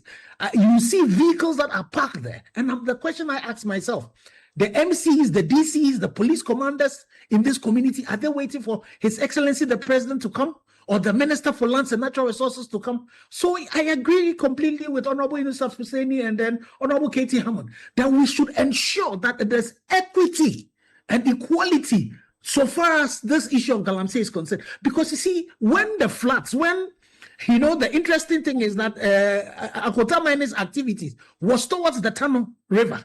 You see what the Tano has done to us in Samraboy. You think that when the floods were happening in Samraboy, he went knocking doors to say, are you NDC or are you MPP, before the floods came. This thing, it's about our very existence. And so for me, I don't think there should be any political tone about this at all. The only thing we should all be asking is that everybody who commits this crime, whether you are A or B, should be punished. So when Honorable Katie Hammond talks about what had happened behind his building, we should ask, who were the people who were working behind his building? If you go to Eshrink, for example, there is a marshland that somebody is mining and he's trying to throw the Arcoms Dev at it. I have asked the head of Arcoms Dev, who said they have not given anybody a license or a permit to go and mine in a waterway. Again, the Bosom place. I have seen also the minister, the Ashanti regional minister. He's mentioned one Richard's name. We need to find out that Richard. Okay. Does he have a permit? If he doesn't have a permit, he should go the route that Akonta Mining has gone. That is the only way in which we're going to be able to deal with this thing decisively. Otherwise, all of us on this call, we are all victims. We could go down. Renal diseases are on the high. Everything else is going on. So for me, it's an impetus for all of us to grab to say, let's fix this once and for all. Those who want to mine, artisanal miners, small-scale miners, who want to mine, let us help them mine properly. Okay. But those who are doing illegality, we should not have any mercy at all for them. For me, the judge should have given the maximum 25-year sentence plus the maximum fine that is prescribed, because that law talks about either a fine, a custodial sentence, or both. In the case of the kingpins, it should be the maximum of both. You think 20 was even too small? The 20 no, 20 was definitely, 20 was not the maximum. 20 is not maximum. 25 years is maximum. And then also is the fine that attached to it. It has to be both put together. If I was a judge, and unfortunately I'm not a judge, but if I were a judge, I would do that, especially to the kingpins. Because you see, what you want to do in any situation, if you get the root cause, you uproot it. So you want to send signals to all those who are parading the corridors of power, parading the corridors, the rich men who are walking around, letting them know that one day, the laws would catch up with them. And it's important for our duty bearers to also know that the day is coming where we might also have to go and seek solace in the international court. This thing that we're talking about is ecocide. It is ecocide. It's wiping out communities, and they might be held responsible. They might be out of government by then. They might be in their old ages. We will drag them to Arusha. We will drag them to The Hague. And under that particular law, they will be prosecuted. Okay. As Honorable Musa Fuseni had said, laws do not have any time bar. As, when I was 10, and that's why I also say to you, Imaro, when you sit in this studio and you open your microphone and you dedicate hours and of your airtime to dealing with this, don't let those who want us to say, oh, nothing would happen. If they want us to be so pessimistic that we'll stop fighting. No. It is based on things that you do like this every evening. When you sit on radio, we continue pushing and probing. That would result in that. This thing about Akonta Mining started off with an Erastus Asari's reportage on this particular issue, showing extensively that not only was Akonta Mining, doing illegal mining in the Tanonime Forest Reserve, but even his concession that was outside the Tanonime Forest Reserve, he was breaching the buffer policy in terms of the distance between his mining concession and the Tano River. And today, this is where it has come to. So I encourage all of you journalists, what we need to do is to do the investigative journalism, is to make sure that we can draw the linkages and show and expose the people who are involved in this activity. Let's follow the money. If we follow the money, we'll be able to see it. Engineer Ken Ashigbe is the convener of the Media Coalition Against Illegal Mining. He's also part of the Ghana Coalition Against Galamsey. Speaking to Umaru Sanda Amadu, he was referencing Inusa because that discussion was a three-way discussion. They had the Honorable Katie Amont, who's a former Minister of Number of Portfolios, former MP, and they also had the Honorable Inusa Fuseni, former Minister for Lands and Natural Resources, who we've been speaking to regularly about mining and money-related issues. He spoke to Sanda. So let's hear first the comments of Inusa Fuseni. We cannot run away from labeling MPP as an enabler of Galamsey. We cannot. We cannot because of two very important reasons. One, the activities of Wuntumi came to the notice and attention of the government. And the president himself exonerated him. Now, and he did that in a way that closed the matter. Even though the answer was very unsatisfactory, but he closed the matter. The second reason, it is the government, the NPP government, that requested Professor Frimpo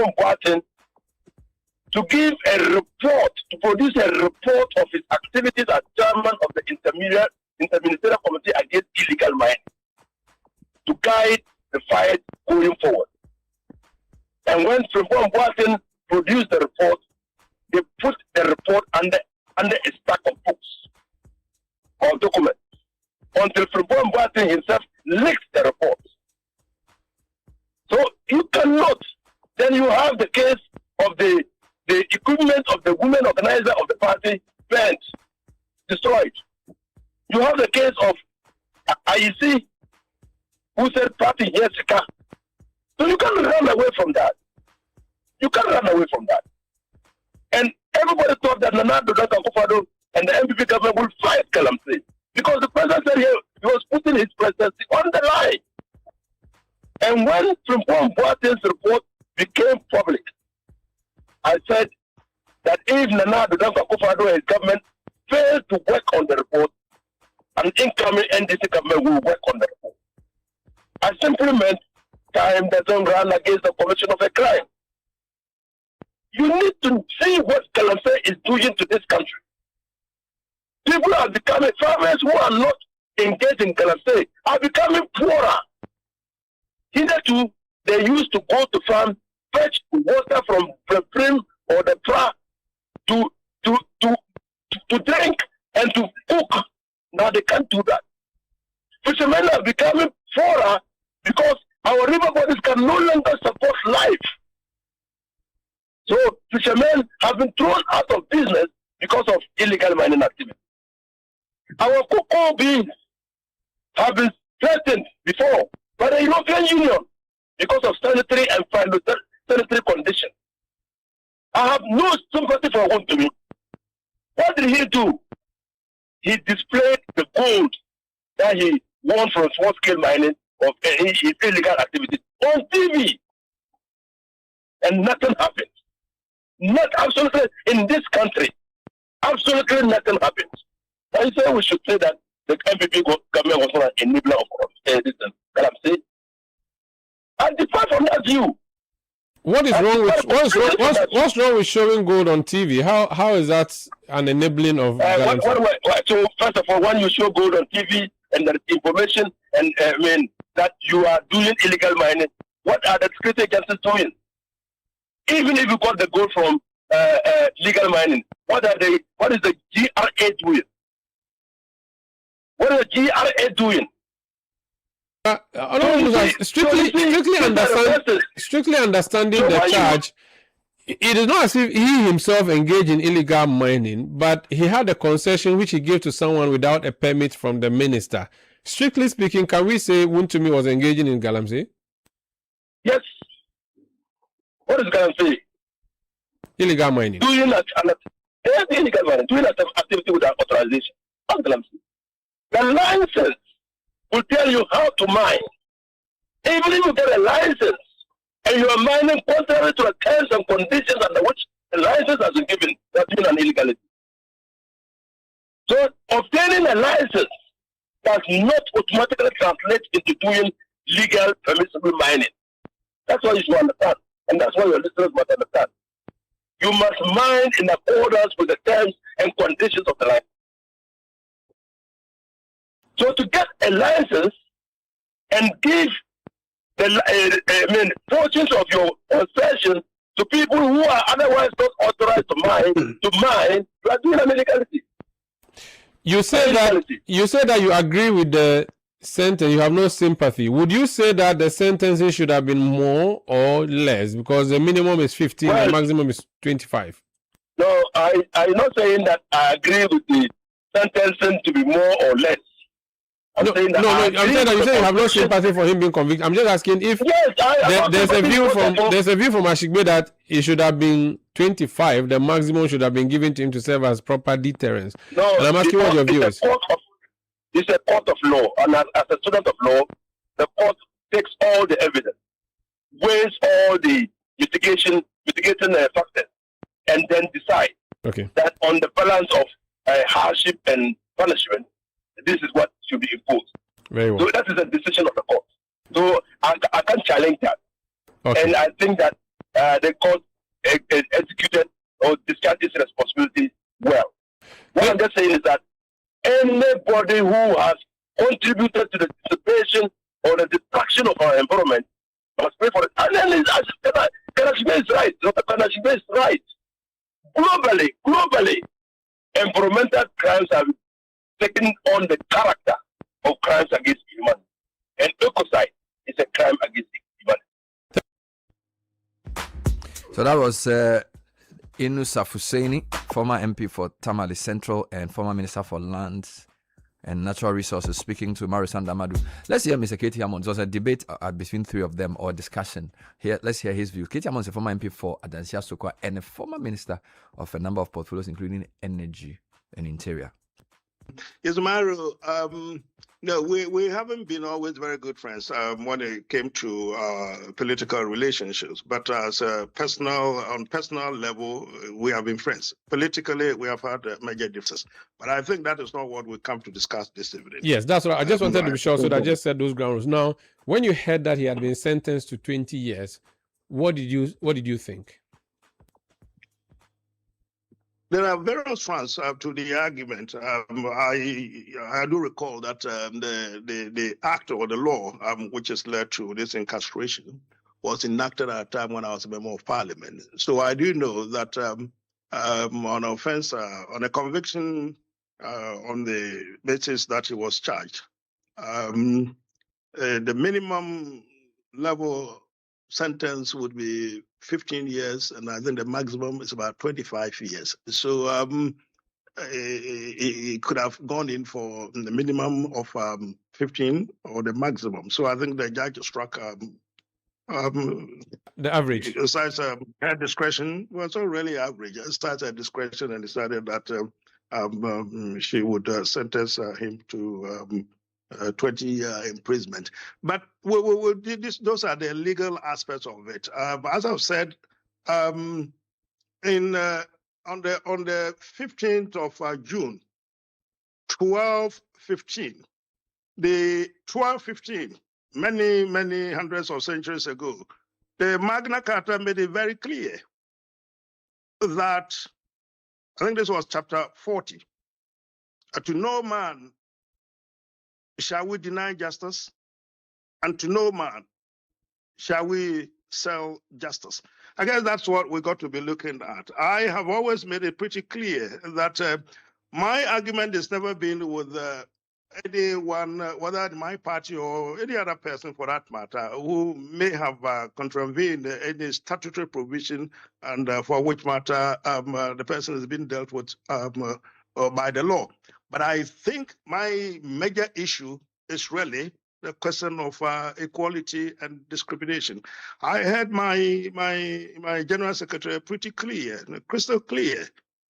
The question he poses is that, forget about the merit of the case. Forget about what is it that was alleged. This is the pronouncement of the court. The court eventually will take its own course. But what about the list of the individuals he cited? You see, I'm getting choked because I'm getting pretty upset. We've had so many statements about galamsey in the country. At the time when we were in government, and I told you the last time, the NDC in opposition asked President Akufo-Addo to declare state of emergency. They have been in here for about 2 years now. There hasn't been any state of emergency. Emaro, about a couple of weeks ago, make it 3 weeks, you heard me crying from the rooftops about what's the atrocity, the monstrosity of events that was taking place at the Agenda 11 hospital area in my own constituency at Adansia Sokwa. Look at the destruction that took place over there. It was clearly galamsey on display. Now, what has happened? Look at the other names that the General Secretary listed. Why can't there be equality in the dispensation of justice? Okay. What is it that is between Okibo Siakon and the other names that have been mentioned? That is the issue that is confronting the country at the moment. Go to the Praia River, you go to the Ankobra, you go to this forest, you go to that forest. I suspect that is all the handiwork of Chairman Wontumi. If President Mahama were to be listening to you tonight as head of this government, what would you say to him in relation to what happened in the court today? Mr. President, let equality reign under the relevant principles of law and under the relevant articles of the Constitution. A rule of law operates in our country.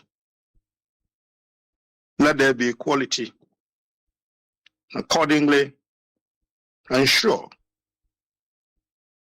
that the legal process, as has started and concluded fairly or unfairly against Chairman Wontumi, would equally start and conclude with all those in his government who he has personally identified, maybe not by name, but we have been able to come out to say that there are people in his own party who are as guilty as hell.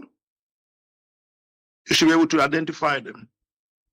And the law should apply or be applied equally and across all the political spectrums. Thank you so much for speaking to us. Three perspectives: Katie Hammond, Yunus Afuseni, and also Kenneth Ashigbe. So I think what I'm hearing is, look, let the law have its course, but apply the law fairly. That's what we're hearing. This is a big, big story, Sky. For a man of the caliber of Chairman Wontumi, Ashanti is now head of a political party, chairman of a political party, to be convicted 20 years. It's a big development. Of course, there's also the politics around it. But in terms of what it means for the seriousness which people perceive the Galamsey fight versus also what people consider political witch hunt, because MPP is saying it's a political witch hunt, this is a political prisoner. You are hearing people say, let the law have its course, but apply it fairly. That's what Katie Hammond is saying, because there are people who are also cited or accused of Galamsey related offenses who have not either been fully tried or tried at all. Before, how big is this? I think it's very huge.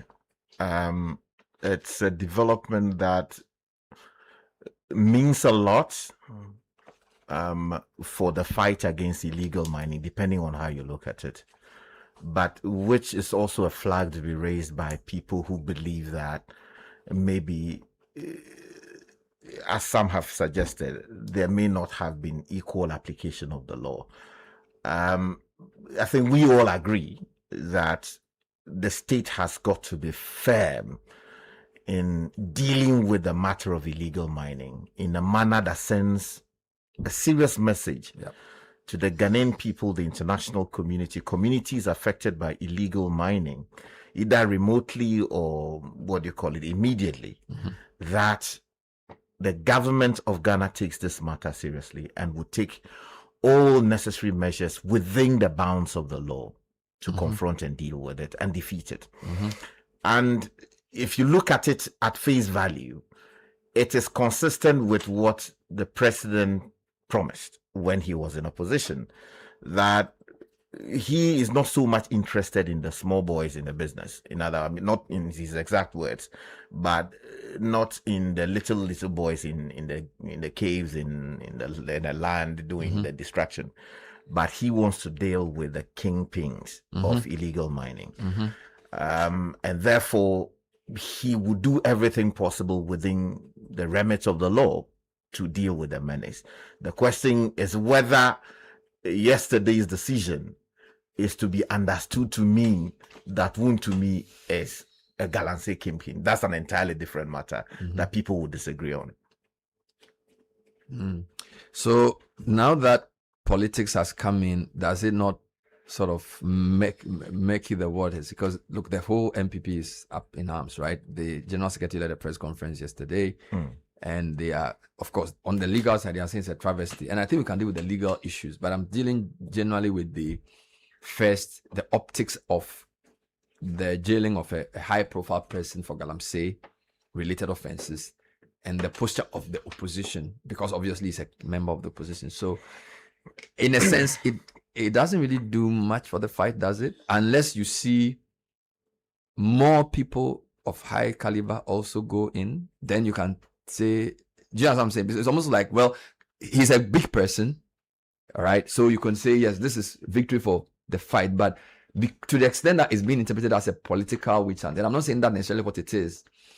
If you want the overall public confidence around it, you must be seen to be doing more of such things more regularly, or at least there must be active pursuit of all who are accused of similar offenses. Correct? Yeah, I think that's the substance of the submission of the Honorable Katie Hammond, and you hear the same language from the statement issued by the minority group in Parliament and then also the MPP. And again, when you listen to Ken Ashigbe, he made a similar point, and I agree fully with that.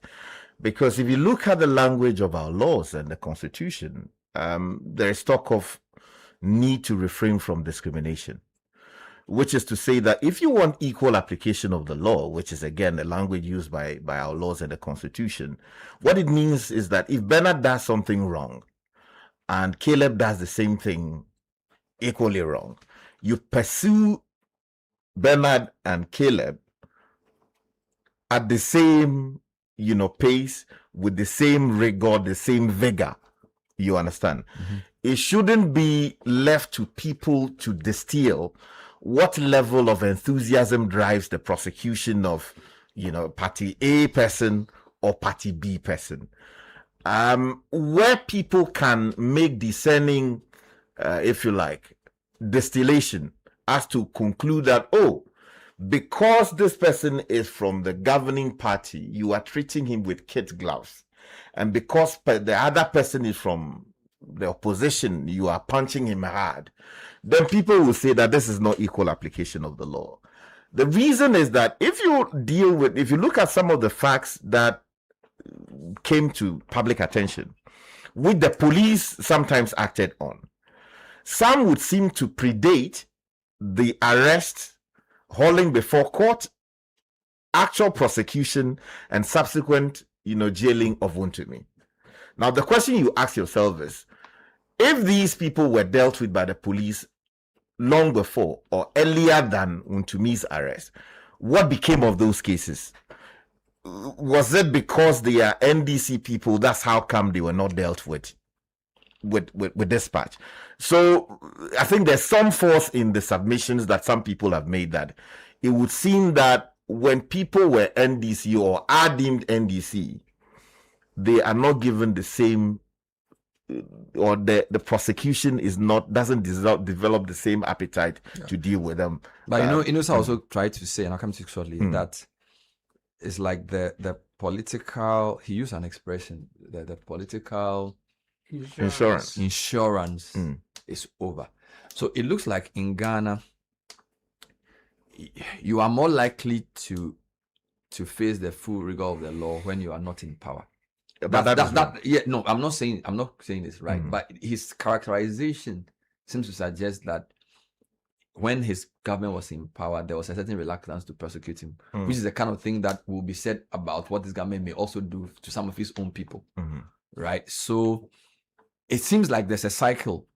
The man may be guilty of the offense, but because he had to take another government to prosecute him, it sort of creates this cycle of when we also come, we will show you pepper. And I feel like that's where our political elite are not helping us. Because if it was being applied in a sense that, let's assume that the prosecution has started on the MPP. It did not. Let's assume. And then it was the same court. And it was just a question of time that he was prosecuted. Then that would have said, even in his own government, they felt like this was wrong, and therefore the prosecution started and continued. But if you look at the way the prosecution started, and also, as you said, some people were accused.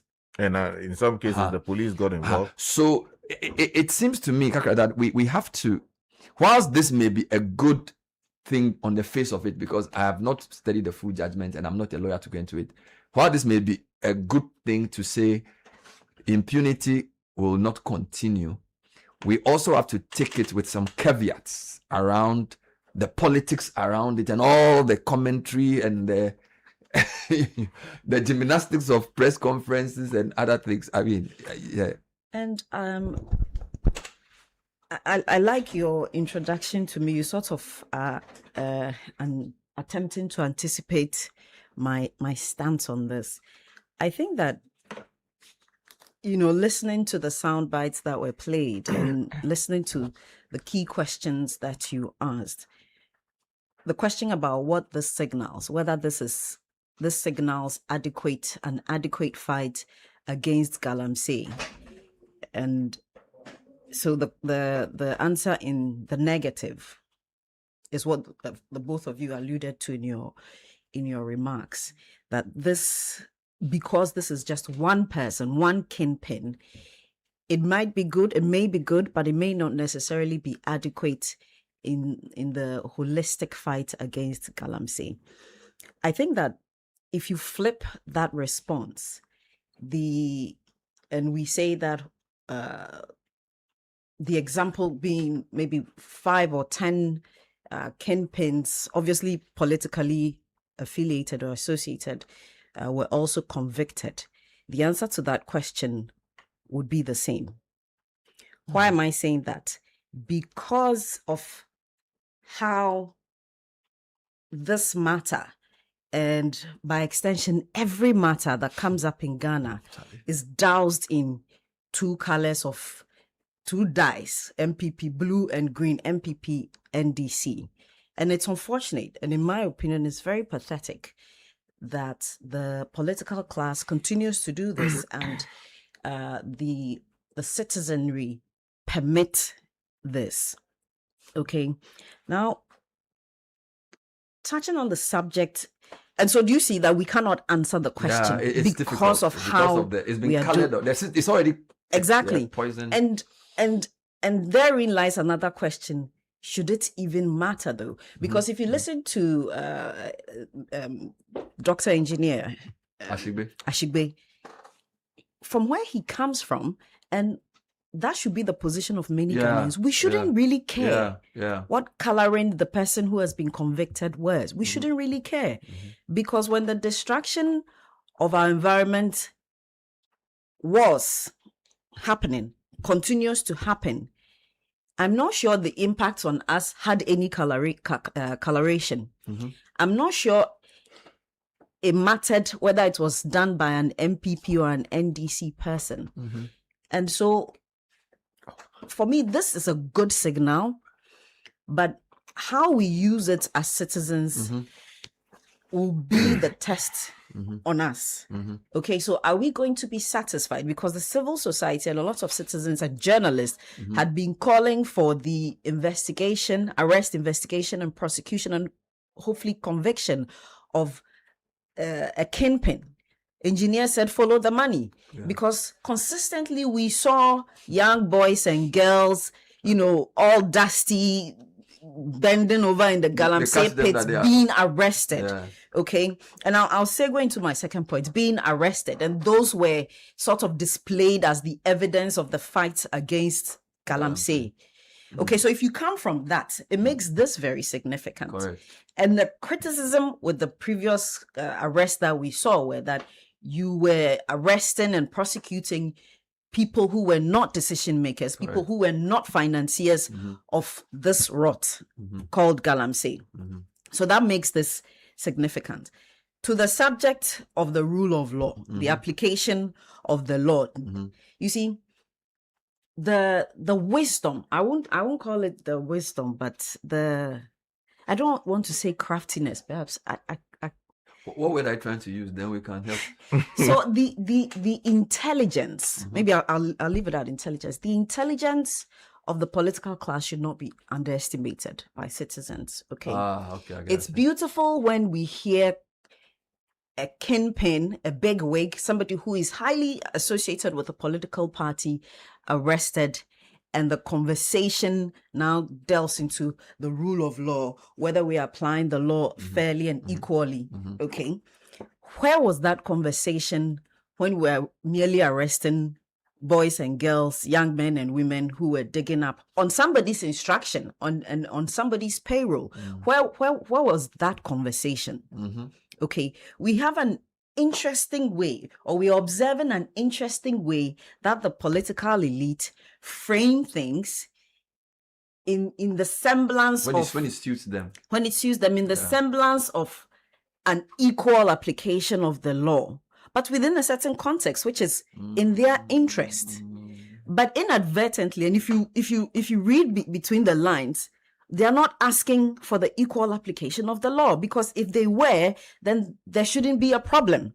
They are asking for rather, and this is my view, an unequal application of the law so that it suits their persons, their interest.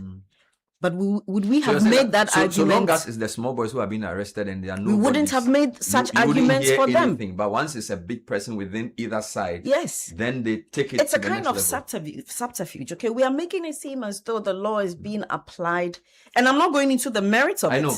We are making it appear that the law is being or has been applied in this particular kingpin or bigwig or politically affiliated person in an unfair way, whilst we are rather inadvertently suggesting that that person should be given some unique treatment, So some if special I hear treatment. you right, you're saying this even NDC MPP thing is fake. The real thing is It's a big ruse. versus small. So you're saying even though they're making noise because this today is MPP, the real problem is that because it is a high up person, it's an issue for MPP at this time. But if it's a low class person, neither will be even concerned. So the real fight is not between the two political elite. It's actually between the political elite and the people at the bottom. Excellent. For example, 2 days ago, a guy was jailed for 12 years or 10 years.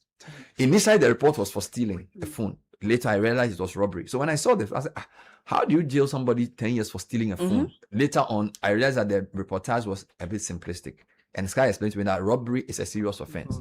Be that as it may, there are many lower people who are jailed for lesser crimes very regularly. And it does not even generate the angst around, why should somebody go to 10 years prison for stealing a phone?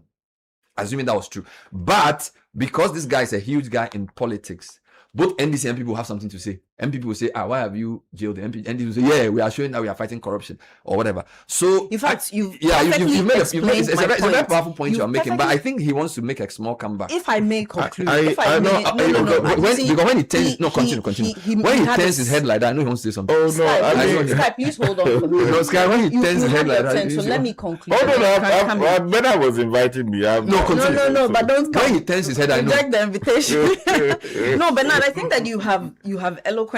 I'm even wondering if I should continue. Continue. You've And that's what I've eloquently said. explained or sort of given a certain analogy with the theft and robbery case that you cite of what I'm trying to say. Because the question then is, what is the purpose? Now you're distracting me. No, Bernard, the question, Yes. the question I proceed to is, what is the purpose of perhaps, for want of a better expression, the hullabaloo around this, okay? Where you have one side saying it is unfair, another side saying whatever. What is the purpose? And which is what you brilliantly gleaned from what I was saying, that even that is not legitimate in itself. Because, and I'm speaking from the citizen's point of view, and my analysis is from the citizens' point of view, because as citizens, we get lost and caught up in these, the rancor between the two sides, okay? And we forget that at the end of the day, nobody is defending you when you get into trouble. When the ordinary man, when the man of straw gets into trouble, it's between him and his God. He's not going to get thousands of people congregate at a place and protest for his release or etc. against the verdict. He's not going to get big wigs in certain political and governance spaces speak on his behalf. So you may want to be careful how you respond to this, because it's not for any reason that the thereafter of the judgment, we had press conferences here and commentary on both sides of the political divide. NDC is in government, but remember that they also remain a political party. In fact, the political party which is in government is even stronger. So let the purpose, that's my view, the purpose of what is going on should not be lost on us. And then you talk about the political insurance. I'm saying it's the political insurance. Expression. And you see, when you ask the question, you made a certain addition to the question or the statement that you made about what it means that somebody who there's proven evidence against for committing an offense will only face the rigor of the law when their party is not in power. Listening to that is the highest form of travesty of any kind of governance. I'm hoping that you remember what you said, but now think about it. We are saying that crime is politically colored and that anybody can commit an offense, but depending on the political coloring of their appearance, he may get away with it. They may or may not get away with it. Can citizens then sit and wait? Because NDC is the party in power, and so we will see MPP persons being prosecuted and if found guilty, convicted. So we're going to sit down and wait for the NPP to return to power before NDC officials who are alleged to have engaged in crime and proven against them. If you're a citizen, think about this. You are being taken for a ride. You are being taken for a ride. You see, this in itself cements their position as the governors, as the political ruling class. Okay, they are inequitably applying the law to themselves. But that won't happen to you. Even though you sit in your chair and take a side and decide that, I'm going to go with this. No, what MPP is saying is true. No, what MPP. We don't need to be on either side of the divide. We need to be like an Ashigbe. Basically, let's stand for the side of the environment. You need to be on the side of you, the citizen, which is the environment. Because when the environment is, when the environment is degraded, I'm not sure the impact looks at your face. Are you MPP or NDC before there's an impact of the environmental degradation on you? That's not the case. I just wanted to add something to what you said briefly. I remember on the way of case of political insurance, sometimes you will have maybe 3 people arrested for an offense within the same like crime or alleged crime. Maybe Bernard, Kakra, and Caleb. Maybe Bernard is the spokesperson of the party for something. Caleb is just maybe a civil servant. All right. Now, the party may even bail Bernard, or the lawyers of the party will go there to look for Bernard because Bernard is the one who is the spokesperson for the party. But Caleb, in the same category of offense, maybe if it's the same offense, allegedly, they were arrested together, but nobody even remembers him because he was probably just working for the Ministry of Foreign Affairs or something, and he was caught in the line of duty. So because he's not insured himself politically. So I'm using that to say we may be also creating a situation where people entrench themselves in partisanship because people will mess up for them. But if you don't entrench yourself in partisanship, nobody will cry for you, because even though you may have been serving your state as a civil servant, so maybe you were like working at Ministry of Education as a civil servant, right? And you were caught in the crosshairs of some political distinct issue. So maybe the guy you have been arrested with is a political guy. If you check it, I mean, the lawyers will even come to court, Bernard, and you won't even get any. Thank you for this Bernard, point. with No, the greatest Sky, if I may respect, I think we are conclude, being. if I may,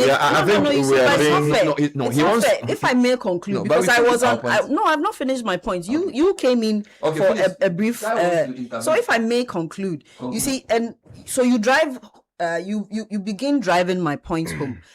This example you cite, okay, it's pointing to a danger in the kind of political governance, the governance that we are practicing. Okay, we are, and this culture is being led by the political class. We are creating a sub-state, okay, where you either have to belong. Your citizenship has to be qualified by blue or green, NDC or NPP, such that if you don't belong, then you are not going to be entitled to certain benefits that ordinarily you should be entitled to as a citizen. And I like the example that you made, because that brings me to my conclusion about the danger of the kind of society we are creating with the kind of politics that we are running. So that the fair example, if I were the offender with a political affiliation, I get all the big shot lawyers coming, the spokesperson speaking on my behalf. If he doesn't have any political affiliation, why is he treated less? Why does he not get the same treatment? Or even better, or why do I get it? We should all be treated equally. The law should apply equally before us. Certain resources should be made available to all of us, because even if you can't afford the services of a lawyer, the state should be able to help you. But we are gradually creating a sub-state where you must belong to either the MPP or the NDC to qualify your citizenship, or the rest of us who do not belong are going to be ghosts in this part of the town, where whatever happens to you because you do not either belong to the MPP or the NDC. That is not the Ghana that our forefathers foresaw. That is not the Ghana that Osajifo Nkrumah foresaw. That is not the Ghana that we believe we should exist in, and gradually we are getting there. The things that I should benefit as a citizen should be due me. Okay. As well as my obligations. I should not get a nudge because of my association with a certain political party. And I want to clarify your qualification that you are not going into the merit of the case because, so Sky, just to clarify, we are discussing the optics around the reaction, because I have not even invited you yet to even break down the case. So we are not making a legal point on the substance of whether justice has been done or not. We are discussing. Yeah, I don't think so that. In fact, the question was the optics of a party chairman of MPP in Ashanti, who is a big wig, being jailed for Galamsey. That's what we are discussing. So I just want to know that because you may feel like we are over prejudicing the discussion in the way we are going without getting to the merits of the case. With the greatest respect, I don't think that we should be simplistic on the subject matter of whether there's an appearance of partisan interest here and there. Look, people coalesce around things they care about. Okay. Right? When Caleb was unfortunately mistreated by people who said they were within national security, it was journalists who were shouting. Mm-hmm. Right?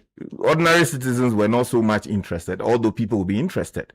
Politicians were not so much interested because, it wasn't a politician. Journalists care about it. Larry Dugbe was, put behind bars. It's we, the journalists, who were shouting. The politicians were not so much interested in, you understand? Fair enough. So let us... Everybody and what is concerned. Exactly. You are a member of a group because, Samens, when he celebrated his birthday recently, people who care about him came. Correct. I left what I was doing. I came because it's my father, in a sense. Correct. You were also there. Yes. People could have left to do other things, but they were interested because the person at the center of it drives a certain attention. I get your point. You understand? But the issue is whether we can, on the facts, say that there is a certain attempt to prosecute because a person is deemed to be this or that. Let me give you two quick examples. Yamin and Abanga case. Yeah. The journalists reported it. They said arrest Yamin Abanga over alleged involvement in Galamsey. This is Ashigbe speaking in August of 2025. Mm-hmm.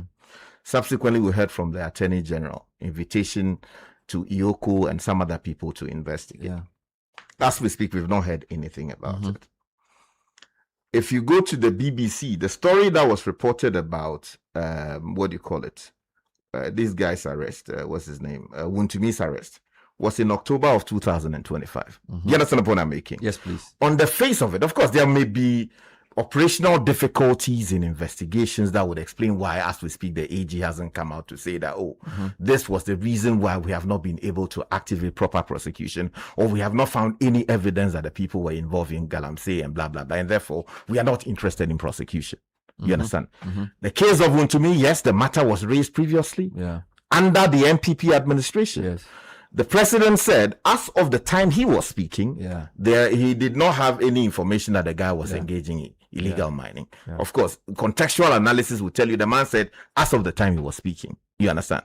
But the fact of the allegation that he was engaged in illegal mining, or people close to him was raised previously. In fact, yesterday, Daffy Amako even claimed that Wuntumi, it was his own MPP who started. That's what he claimed. Although the arrest, and all of these things happened previously. Yes. So the point I'm making is that if you look at the timelines, people who, on the face of it, without becoming aware of other core operational difficulties, as the case may well be, say that, Why is it that this matter came up before this man, and then as for this man, you have not dealt with it and you are dealing with this man?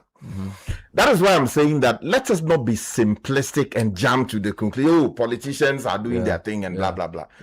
I think it calls for a little more. Go deeper. Yes. Okay, which is why I said that.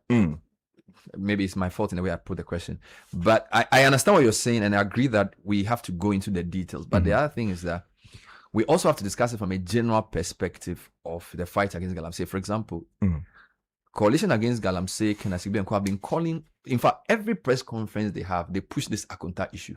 Yes, they've been pushing the Akonta issue for almost 3 years. So, in a sense, you can say it's a victory for civil society.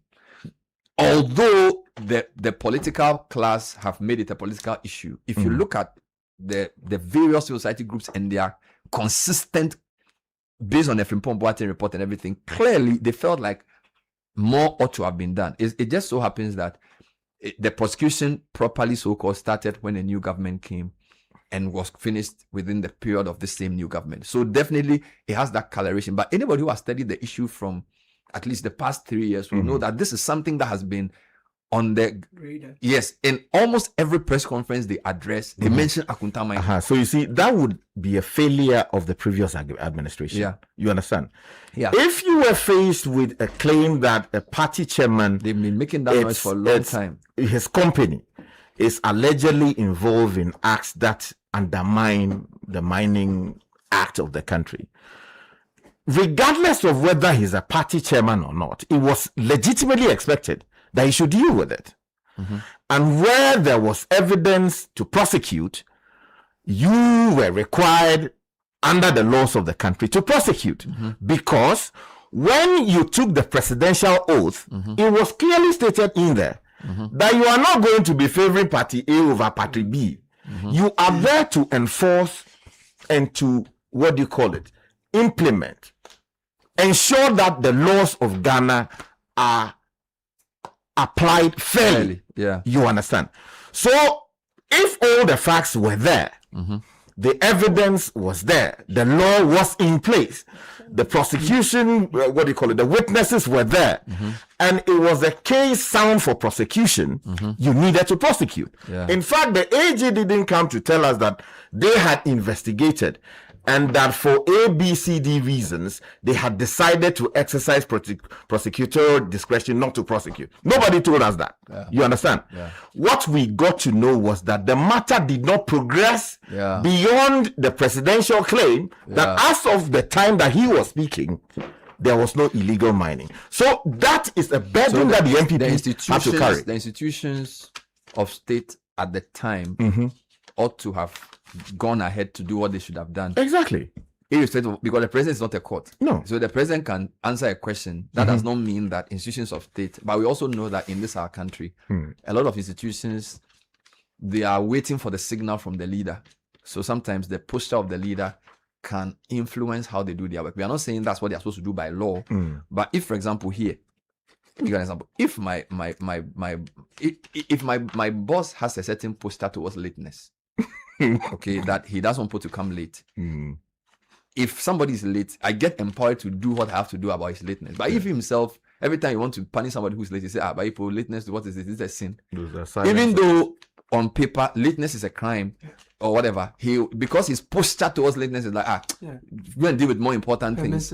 Just and so it's something that is across the previous administration has to carry. But I feel like this new government too has to be careful because there are people, as you've clearly pointed out, associated with it who have been accused. And mind you, this case went very quickly. October 2025 to July 2026 is less than a year. And if you look at history of prosecutions, this is very fast. That same level of dispatch, of course, every case is different. But you see, you need to let people know that you are serious about fighting Galamsey, especially when the president has admitted publicly that there are people in his party who are doing it. Beyond that, we need to, okay, so these investigative bodies, what are they doing about the people in his party who are also doing it? So that public, because at the end of the day, all the fights about public confidence. In fact, the reason why we have all the noise we shout and all the things they do, they want the public to believe that they are doing the right thing or the wrong thing. So for me, the institutions of state must treat all Galamsey offenses with the same level of dispatch, so that we have confidence in the system and dispel rumors that this is because somebody is from a different side of the political divide. I think that is a nice way to end it. Okay. Let me just quickly say something. You know, I had said previously, I think during our past agitations for prosecution of people in Galamsey and all of that, that I believe that, look, we should set firm timelines for prosecuting these offenses. It is irrelevant that the person is a big person or a small person. That if we want to do it within 1 month, let's do it within 1 month. 2 months, let's do it within 1 month. While at the same time not sacrificing the requirements of proper prosecution and proper prosecutorial conduct. And of course, the elements of what constitutes rule of law and all the associated matters. So that it is not going to be left to the discretion of the prosecution or the discretion of the court to determine how fast the trial should travel. Because once discretion comes in, as we have seen with the 2 cases I've cited, we have not been informed as to the state of progress. Meanwhile, someone arrested subsequently is now cooling off somewhere. So that is very, very key and material. In the meantime, I bring some messages. I'll just urge listeners to go to citynewsroom.com because Abigail Arthur breaks down the case for your reading. She makes it very simple. So it's very, like 4 or 5 paragraphs summarizing the whole judgment. But then the full judgment is also there. So those who have the time to read the 59 pages, otherwise it's done it in a short space. So let me bring some messages. Great listening to Sky and Kakra and yourself. So Bernard, I would have paid for Kakra's lunch today if I could. No, not would have. Send the money. She just spoke my mind, but more eloquently. Would any of the people crying foul about Wuntumi's conviction do same if Wuntumi were an ordinary Ghanaian? Would Richard hold the same opinion of prosecutorial inequality if it were me that got convicted of the same crime? Nene Ayiku said that. Let me give a quick response to that. You know the lady who was prosecuted recently in jail? The TikTok lady? Yeah, the one when I came here and was backing. Yes. Was he any big shot in the party? Nobody knew her. Nobody knew her. But it was because of the nature of the offense and your because you're a journalist and so you see, I'm coming. You explain something. I get it. Her conviction rings a bell to you because as a practitioner of media, you don't want to see criminalization of speech. So in that sense, you are with her. Even though you don't know who she is. But also because someone has got to speak for her. The teacher who was beaten, I wasn't a teacher. You know, it was I'm saying that one ran more than some. No. The guy was giving 5 years for stealing a phone. But he has got the attention. But you see, it's not everything we speak about. Every single day, I'm writing a letter to someone in authority on behalf of someone who is not known anywhere, but who is undergoing some form of injustice. I don't come and sit on radio to talk about it. So you see, the media will project what is big in their eyes. There are many other people who went to jail yesterday. Nobody cares about it. But once the national or a regional chairman of a party, everybody, exactly. So, but we distinguish between the media coverage and also the response of the political party that he's a member of. Yeah, that's why I brought in people caring about things they coalesce around. So in all of these, let us be nuanced in our approach to interpreting it. I was grateful for your comment. Now, although Kakra has a point, the truth of nature is we are all not equal, irrespective. Treatment varies from person to person. That is the reality of life. It is nice justice has taken its course and we hope to see more. Thank you, Dogo, Sender, Bernard and CBS team. You ask citizens every day to change their mindset, but I dare say our political elite have colluded and decided that they are all above the law. Sky would tell us that justice grinds slowly, but unless we want to be hypocritical, we all know that over the past years, the very lawmakers who created these laws have often been able to avoid the consequences of them. They get away with everything and so do their friends and family. Bernard, we are tired. Where's the justice? This doesn't achieve much because in a few years, he will likely be released. Bernard, good morning. Please, can Sky and Kakra help me with this? Was it Akunta Mining that was on trial, or Ntribo Siako? Can a director of a company carry the sins of the company? Thank you. If you read the full judgment, you will get it, or even the breakdown Abigail Arthur shares on our website, you will get the clarity you're looking for. Yeah, that's Tony area. Yes, that was I an believe interesting will read. be grounds for some appeal. Bernard, it shouldn't only end with Wontumi. The expose in Professor Frimpong Boateng's report should be acted on urgently. The issues in the report are so serious that we can't allow it to go with BB sent this from North K. Good morning, Bernard and team. Morning. On this Wontumi matter, we must all be honest with ourselves. Apart from Aisha Juan, who else was the most infamous for damaging our environment? Okay, I will continue the last part of your message, Kofi. Thank you. You sent that from home. Hello, CBS. I'm really happy the prosecution of Galamsey Kingpins has taken a political turn. Both parties have decided not to prosecute their own, so they go after each other's men. You do me, I do you. If this continues, the politically connected will at a point accept that you are only safe when in power, and this will discourage them. Bernard, there was a message he read. I want to say something briefly. But go back. It talks about ordinary people. Something. Go up. Yes, I think yes. It says that something about. That very. Go back. Yes, that very one. Read it in full. There's something I want to point out. You ask citizens every day to change their mindset, but I dare say our political elite have colluded and decided that they are all above the law. Sky would tell us that justice grinds slowly, but unless we want to be hypocritical, we all know that over the past few years, the very lawmakers who created these laws have often been able to avoid the consequences. They get away with everything, and so do their friends and families. We are tired. Where's the justice? This doesn't achieve much because in a few years he likely will be released. Okay, so there's something there, there's an allusion there that when you are not a heavyweight, you are not a big boy, you are not a politician, somehow justice doesn't deal with you the way it has to deal with you, or it is sometimes often delayed, right? Yeah. Look, I have been in court in instances where someone would come, ordinary guy, probably doesn't even understand the charges against him. They asked him guilty or not guilty, probably not advised because didn't even have access to proper legal counsel. It says guilty. You understand?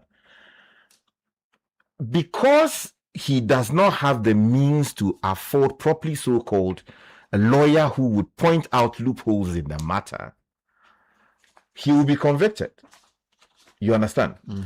But where you're talking about someone who is high up there, who has the means to afford a lawyer, or where people will come around him because he belongs to a particular group or political class, and all of those people bring their experience and everything to bear, they are able to point out the loopholes, prolong the matter, in some cases ensure that the person is not even convicted at the end of the day, because no, it is not a question. Well, that may be if you have the means, you can take advantage of the legal system. Exactly. But if you don't have the means, you are not able. So you see, and we should be worried about that. That is why the state has an obligation to ensure that people who are lower there down the ladder can also have equal access representation. But unfortunately, the legal aid that we have, look, I dealt with a particular case recently. Legal aid was supposed to be helping this guy who got involved with a huge company. But the person, eventually the legal aid lawyer said, no, like he is tired of this matter, blah, blah, blah, blah. He was no longer going to deal with it. And the guy was left in the lurch. Eventually, I had to deal with this matter in a way at your own expense. Exactly, some form of justice for the guy. I did not collect anything for it. You understand? And I have not come to sit here to talk about it. The point I'm making is that at the end of the day, whether we may like or we may hate it, people who have money, right, will afford lawyers from here to even the UK to ensure that they get justice. When you don't have it, something that should not send you to jail will send you to jail, because in some cases even judges would want to get away with this. We should be concerned about that, and that should be one of the things we should be really fighting for. That people's access to law is not based on their access to means. But fraud doesn't wear a mask. That's because fraud doesn't look suspicious anymore. It can sound polite, seem helpful, and can even appear to come from someone you trust. But the moment you are asked to share your PIN or one-time password or click a suspicious link, that's your cue to be alert. When in doubt, always pause, think, and verify. Shine your eye and protect your account. Spot the fraud, stop the fraud. For assistance, call 0307 086 000. Omni Basic Bank, not just another bank. Life Source International School is an all-girls STEM and entrepreneurship boarding school where we raise leaders and industry creators. We accept girls from Cambridge, GHS 1 through A levels, offering a safe learning environment, affordable tuition, and scholarship opportunities for 2025 and 2026. We focus on STEM and entrepreneurial career pathways integrated with the 7 habits of a leader, enabling our girls to develop confidence, discipline, and critical thinking skills. We are at Apam Junction, Central Region. You may reach us on 0537366374 or log on to livesourceghana.org for more information. And why is it that healthcare always feels like a battle? 1 minute you're fine, the next you're facing a crisis of rising costs and a diagnosis you weren't ready for. Eden Care is the best reset button. We are Acacia Health's dedicated insurance for individuals and families, which combines everyday easy accessibility with the absolute trust and experience of a proven health insurer. We are the health partner that actually answers when you call, making sure your family is shielded from the wahala of uncovered expenses. Stop fighting the system and start walking in peace. Reach out via edencare.acacia@myenterprisegroup.io. Eden Care brought to you by Acacia Health. And we all know the silence. When your rent is due, you can't pick the call. When the shop is empty and you're pretending it's fine. When salary finished 2 weeks ago and there's still a week to go. When you're stuck at the port or your goods are stuck at the port and the clearing agent keeps calling. When your business idea is ready but your cash isn't. Well, that silence is called money. Bills. Microcredit breaks the silence. Whether you need a working capital, a salary loan, emergency cash, or starter funding, your Ghana card is all you need. Call Bills on 059-6920-833. Bills break the silence. When we come back, we'll be speaking to friends from the Tech and Entrepreneurship Center and other issues. Stay with us.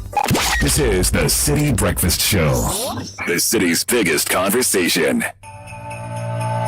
What will the world need tomorrow? Smarter systems, bolder thinkers, people who don't just use technology but build it as well. At Academic City University, that's exactly whom we train.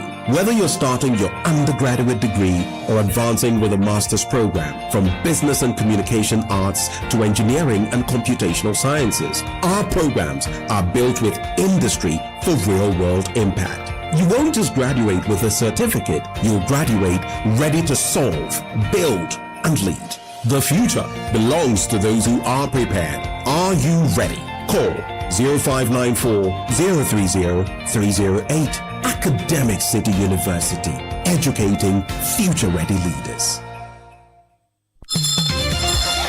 There comes a time in every young guy's life when something changes. The girls in your class, they're not as loud as you thought, and not as annoying either. Wow, their voices sound different now, almost nice, and somehow you actually enjoy spending time with them. You don't know when it happened, you don't know how, but suddenly you're always looking for an excuse to spend time with them. Luckily, some things make it easier. Kwaku, can I have some of your Manchi chocolate chips cookies? Start the moments that matter with Manchi chocolate chip cookies and experience the unmistakable crunch of chocolatey joy. Manchi! This advert is FDA approved. Your attention, please. Flight C8 has been delayed. Again. Madam, can you please point me to the water fountain? And please watch my back and phone whilst I'm gone. You can be a traveler with infinite worries. Hello, Mr. Anand. Your lounge access is ready and your seat is warm. Or you can be a traveler with infinite privileges. Champagne, sir? Original the drink. Choose EcoBank's infinite privileges with an EcoBank Visa Infinite card. Access airport lounges worldwide, fast-track services, best-in-class daily limits, and enjoy other exclusive travel and lifestyle benefits. Infinite privileges await. EcoBank, the Pan-African Bank. HR is evolving.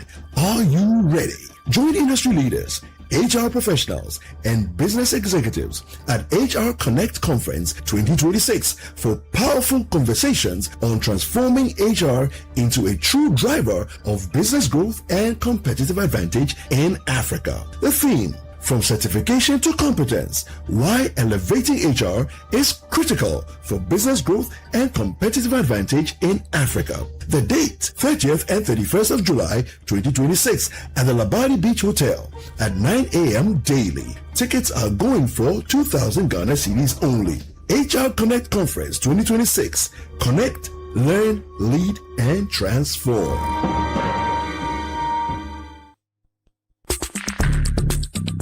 Join the conversation on the City Breakfast Show on Facebook at facebook.com/City97.3, Twitter at twitter.com/City973, and Instagram at instagram.com/City973 with the hashtag CityCBS. Unleashing the power of relevant radio. This is City 97.3.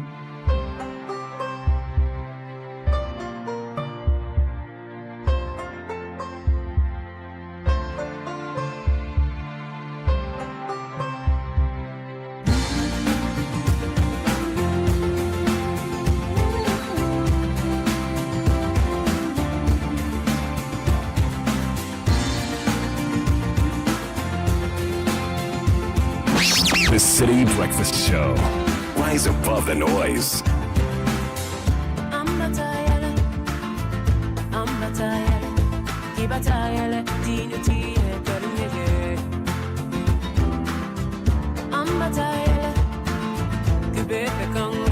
"37 after 9, and we have friends connected to the Technology and Entrepreneurship Center. Where exactly is this? And what are they doing? What are they offering you? How can you be a part of it? Well, Nanueki Otu is the coordinator and technology entrepreneur at the Technology Entrepreneurship Center. Linda Akosia Esilfi is a BSc Biomedical Engineering alumni. Wesley Asida Texan same. So who or what is the Technology Entrepreneurship Center? We understand this is a state-of-the-art workshop and lab. Where exactly is it and what do you do? I want you to tell us what we don't know. Okay, the Tech and Entrepreneurship Center is one of the innovation labs at Academic City University. So it's on our campus. It has to be Academic City. Yes, it's on our campus. And we believe students shouldn't just graduate from a higher education with just knowledge and then a certificate. So we are there to make sure that we nurture their creativity, we encourage their curiosity, and then overall we just encourage them to see societal problem as an avenue where they can bring real impact in the society by solving these problems. So they see challenges as an avenue of creating impact. So how do you do that? How do you equip them to do that? Okay, so we take students through various stages of mentorship. When a student has an idea and they need assistance, they come to the Tech and Entrepreneurship Center, and we have the human resource and the technology to assist them with these things. Right. Yeah. Let me get into the experience of it, right? Linda, you have experience. You're a recent graduate, right? So tell us a bit about this. When you first arrived at Academic City, what problem did you dream of solving, and how do you say that Academic City experience helped you, shape that dream? Okay, so when I first got to Academic City, first of all, I thought it was more going to be like academic related, just focus on your studies. But then I realized I had a great passion to promote STEM education. And as the Technology Entrepreneurship Center in Academic City always gives us the opportunity to explore quite a number of programs. Through this passion, I was able to take up some leadership roles like Robotics Club, which was mostly supported by the Technology Entrepreneurship Center. Nice. And we were able to organize countless number of STEM initiatives and programs that supported a lot of senior high schools across Ghana. So I would say that the experience has gone beyond Academic City, because currently I've co-founded Coastal Code, which is a STEM program Tell me about what's that? Coasted Code. Coasted Code. What's that? Okay, so it's a STEM school that is focused on teaching children aged 6 to 17 in various aspects such as artificial intelligence, robotics, and programming. And currently, we have our virtual sessions and partnership with some basic schools to equip students at an early age. Wow, and this is all coming from your experience with Academic City. Wow. Yeah. So which kind of communities are you running this in? What kind of students are you focusing on? Okay, so currently with the schools we are partnered with, we have some schools from Western region, specifically Takwa, and we also have some in Accra here, Dansuman. But for our virtual sessions, we have a lot of students across Ghana. Currently, we have some 2 international students, some from US, we have some from Kenya, we have some from Nigeria as well. Wow. And this is something you founded? Yes. Sounds very exciting. Sounds very exciting. So is there any online platform you have that people can engage you on with this development from Academic City? Our website is www.coastedcode.com. Say coastedcode.com. So like COASTEDCOD. Right. Yeah. We'll check it out. We'll check it out. Thank you and congratulations. Thank you. Let me bring in Wesley, who's been sitting very quietly and enjoying the conversation. We see that tech is disrupting, changing the world really. So was your Academic City experience one that prepared you to be a problem solver in this fast changing tech world? What would you say? How would you say Academic City positioned you for the world of work that is quite unpredictable? So one of the biggest lessons I took from Academic City was that technology is only valuable if it's actually solving a problem. Technology is only valuable if it's actually solving a problem. So back when I was working on projects in school, be it creating a website or application, we're taught to always ask, how is this going to solve a problem? How is this going to make a process faster or more efficient? So now AI is rapidly developing. So we've been taught to leverage it rather than completely rely on it. When it comes to critical thinking and creativity, all that comes from within. But these technologies can be leveraged to enhance those abilities. So we've basically been taught to adjust ourselves to rely on AI as an assistance. So it augments what you do. It doesn't replace your creativity and intelligence. I like that. So you have a BSc in information technology, and then Linda came out with a BSc in biomedical engineering, which is interesting. So back to you now. Tell us about the tech experience, that is the Technology and Entrepreneurship Center, right? How different is it from what we know, and how do students move from ideation on paper to working prototypes, startups, and all that? Okay, so what makes the Tech and Entrepreneurship Center different is that we don't just say we have a space for students to work, but we guide them through the whole innovation process. Right from when they have an idea they want to work on, we sit with them to even talk about is this idea something worth solving in the first place? Right from there, we go through the ideation stage. We do that with them. We don't leave them alone. We go through with them from starting to end. So ideation stage through the design stages, and then we also move with them through the prototyping stage. That's where we make use of our maker space, which is equipped with 3D printers, laser cutting machines. Beautiful place. Exactly. Yes. And it then has we top-notch state-of-the-art. Exactly. Equipment. And stuff like that. I really love that about Academic City. Please go on. Yes. So we not only just give them the digital fabrication service, we also support them with robotic components, electronic components they will need to embed into these prototypes they are working on. We don't just focus on the tech, we also focus on the entrepreneurial aspects of things. Very important. I mean, you can't just build something cool without thinking of how to generate income from that thing. So we take them through various workshops in entrepreneurship, how to pitch, how to come up with a business model, how to seek for funding, etc. Recently, we had a maiden edition of commercialization bootcamp, where students who are working on projects, we take them through commercialization bootcamp. Yes, so that they see whether whatever they are working on is going to sell on the market. So they don't they don't just have the idea that okay, this is something worth selling, but on paper, will it be able to sell? Right. So that's something we piloted with the current class of 2026. How did it go? It was great. I mean, a lot of students got an awakening that, you know what, I need to change this, I need to do this, this won't work, this will work, and it was lovely. Because you may have a great idea, the market might just not be there. Exactly. So you need to know whether your idea is for a niche market or you have a big market, and whether or not your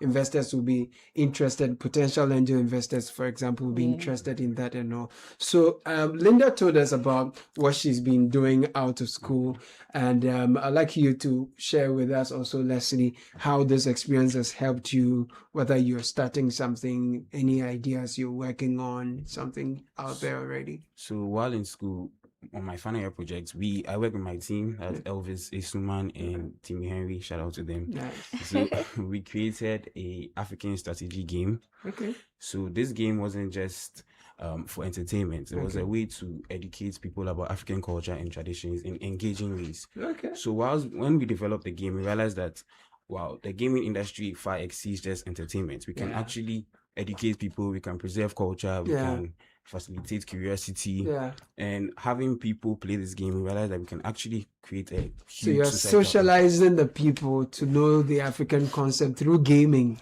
Wow. How has it been? So how did it end? How is it going? We're still working on it. We're done with school, so now I want to actually start a gaming company. That's and the gaming sector is worth millions, if not billions of dollars. So that's a really good one. We're wishing you all the best with that one. Looking forward to telling your story as well. But now tell us a bit more also, right? With your Coasted Code, what kind of... Oh, that's Linda. Okay, good, Linda. Thank you. I just twisted it. So what was the kind of feedback you're getting, especially with the kids who are getting the opportunity to do coding for the first time ever, I'm sure, in their lifetime?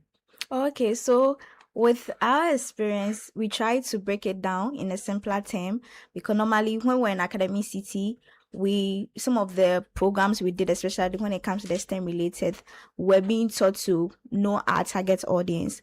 So with the kids, we are able to break it down in simpler terms for them to understand the concept. Okay. And currently we did a virtual exhibition, where most of them were doing amazing stuff when it comes to using AI. They were able to build a lot of projects, and it was amazing. So we got a lot of recommendation and also referrals from other parents by also registering their children to be on the program. And you're saying prior to these experiences, the kids had never had this encounter with AI coding. Yes, because now we even have like 6 years child being able to like use do some cloud computing stuff and amazing technology. 6-year-old cloud computing.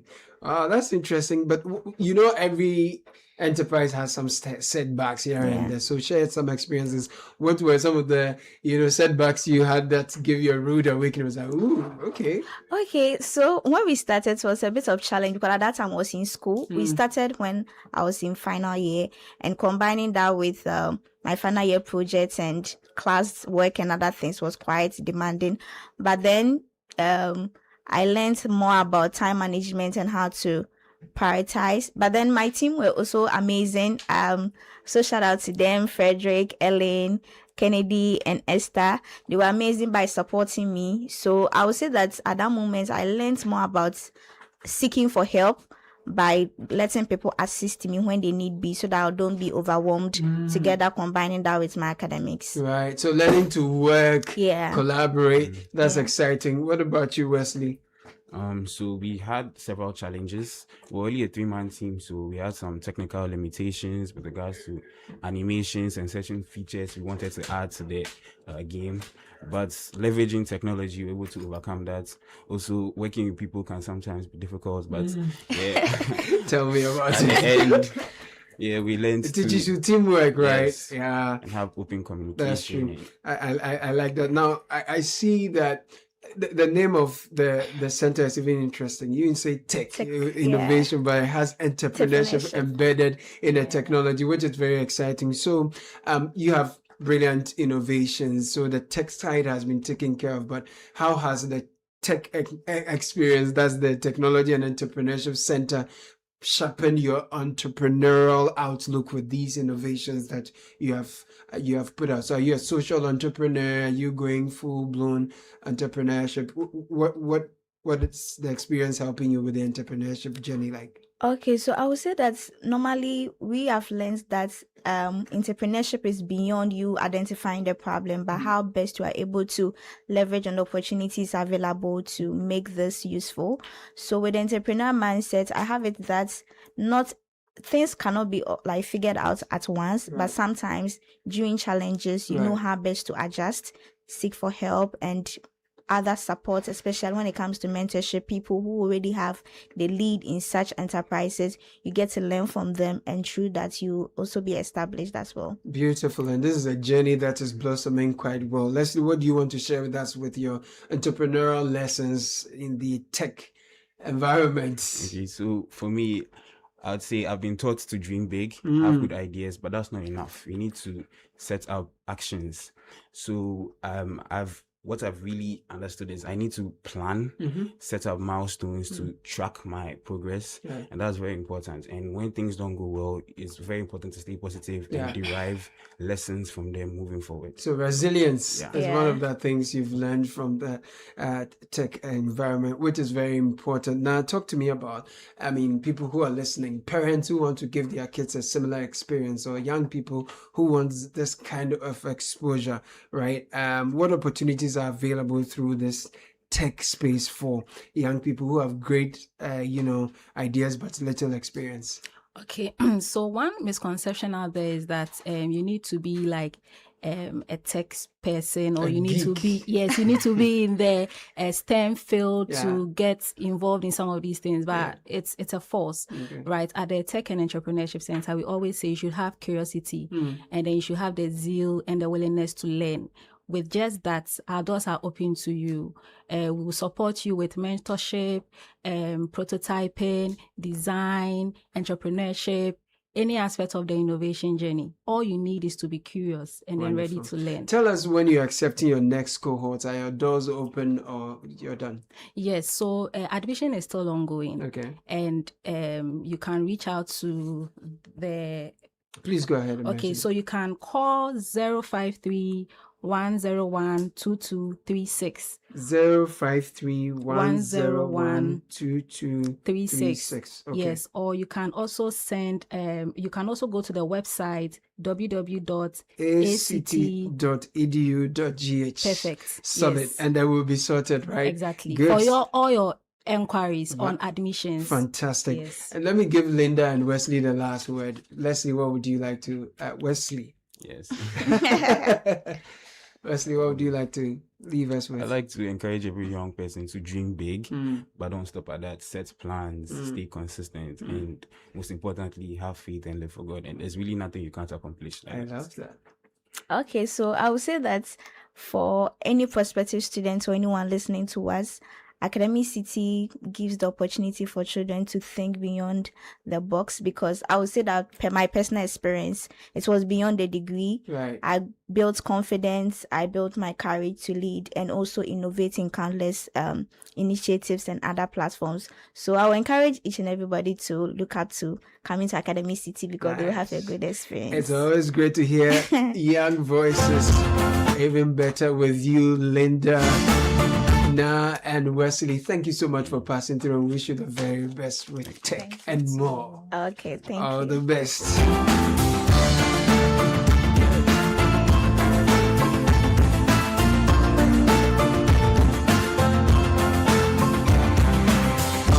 And if you're planning for the future, that begins with the decisions you make today. Save and invest early with EDC, build wealth, and retire comfortably.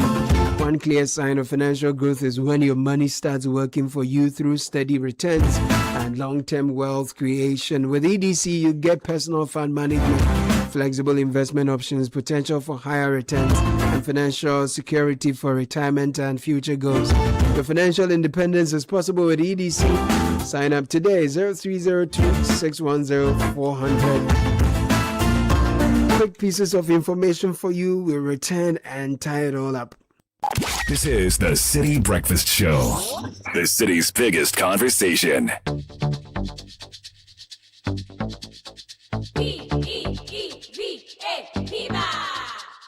Looking for a burst of flavor in every sip? Discover the refreshing taste of Piva beverages. Enjoy the classic Piva Cola flavor, perfect fit anytime. How about a fruity adventure? Try our delightful Piva orange fruit drink packed with recognized citrus flavor. Craving something exotic? Our Piva cocktail fruit drink brings the tropics to you. For a sweet and juicy treat, grab our grapefruit drink and don't miss out on the refreshing Piva tangerine fruit drink, bursting with tangerine flavor. Piva Cola, Piva Orange, Piva Cocktail, Piva Grape, Piva Tangy. Grab yours today. Available now at your local store. Call us on 055-00-322-31. Piva, a taste you love. This advert is FDA approved. P for Piva. Hey, so what goes into building quality structures? I mean, literally, what goes into it? Wujaf, you don't want to be sitting here somewhere worrying whether or not you did a really good job. It's a very simple equation. If there's no diamond cement in the mix, massa, forget it. Don't start cry. Menye, diamond cement has been providing builders, block makers, and construction companies that peace of mind for years. Diamond cement is 42.5 R grade cement. Unbeatable quality made right here in Ghana. And because we have your pocket in mind, we provide 32.5 R grade so that everybody gets on. No long talk, Jack. If there's no diamond cement in the mix, don't start. Locate Diamond Cement Ghana Limited nationwide with factories in Aflao, Takrade, and Buipe, or call 0244-313-368 or 0540-111-978 or 0202-021-175. Diamond Cement, still as hard as a diamond. Every year, a young Ghanaian completes university, smart, hardworking, and full of hope, but no job opportunities. What if the goal was not for graduates to just get jobs, but positioned to create jobs? At Heritage Christian University, every program is designed to equip graduates with relevant skills, integrity, problem-solving, and critical thinking skills to turn ideas into businesses that feed families and employ communities. Heritage offers values-driven education that builds not just your career, but your character. Whether you're a school leaver with a dream or a professional ready for more, Heritage has a place for you. Call us on 0551 026 164. Visit hcu.edu.gh or locate us at Amasaman behind the stadium. Admission is in progress. Heritage Christian University, educating compassionate entrepreneur leaders.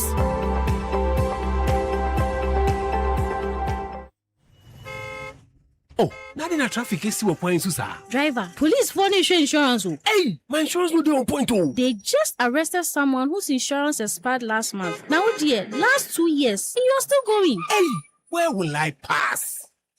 Let me park and now come and wait. Oh, what's that? You hide. Just walk into the store and get the new Hollard Insure Pack. Don't be caught wanting. Hollard Insure Pack is now available at select Malcolm stores and Shell shops nationwide. Just pick one app and the shop attendant will give you the instruction manual. Follow the instructions to complete the process. Araba Hollard will instantly send your policy document and insurance sticker straight to your WhatsApp. For more details and inquiries, call 020-546-3696 or 056-111-2777. Bruh, what's that? Driver, where's your insurance? Hollard Insure Pack, boss. Bought it at the Malcolm store right there. Instant. Hey, why lucky for Hollard Insurance? Hollard Insure Pack. Ain't too easy. Hey, who they blast? We they blast them. Hey, who they blast? We they blast them. Hey, brush your teeth. Brush your teeth every day and night. Slide the jam center to them. Brush the gems away. Indian gem, we go brush them. Go Asia gem, we go brush them. Panama gem, we go brush them. We go. Whatever the gems, brush them away with the new Pepsodent, now in limited edition World Cup packs. This advert is FDA approved.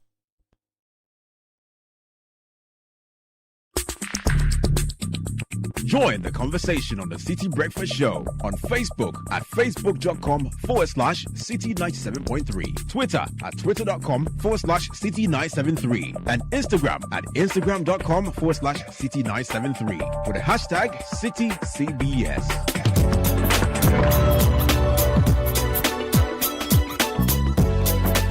And yes, if you're looking for a best of flavor in every sip, you will discover a refreshing taste of Piva beverages.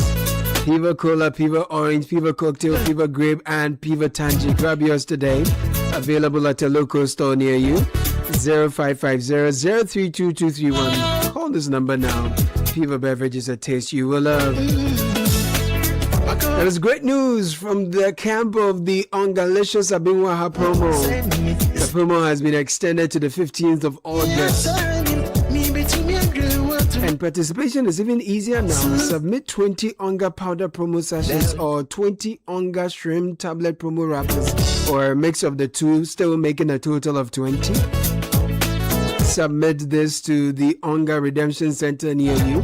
You'll be given a scratch card. Scratch it, reveal a unique code, send it to *713*27#. You will win instantly.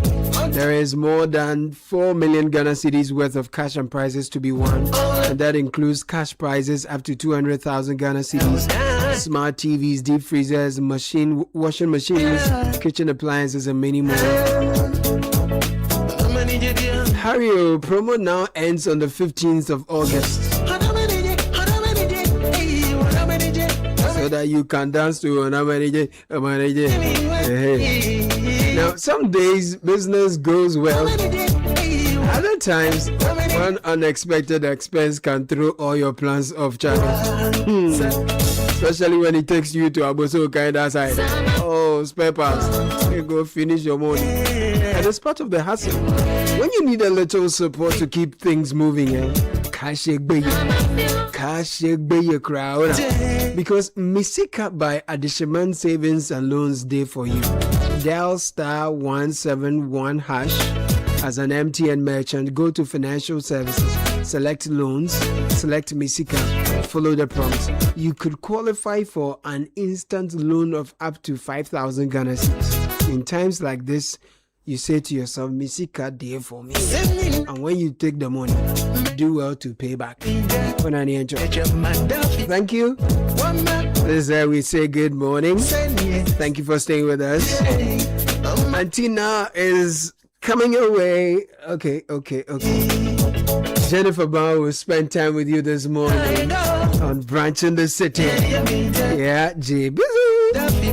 Thank you for doing the listening. My name is Kayla.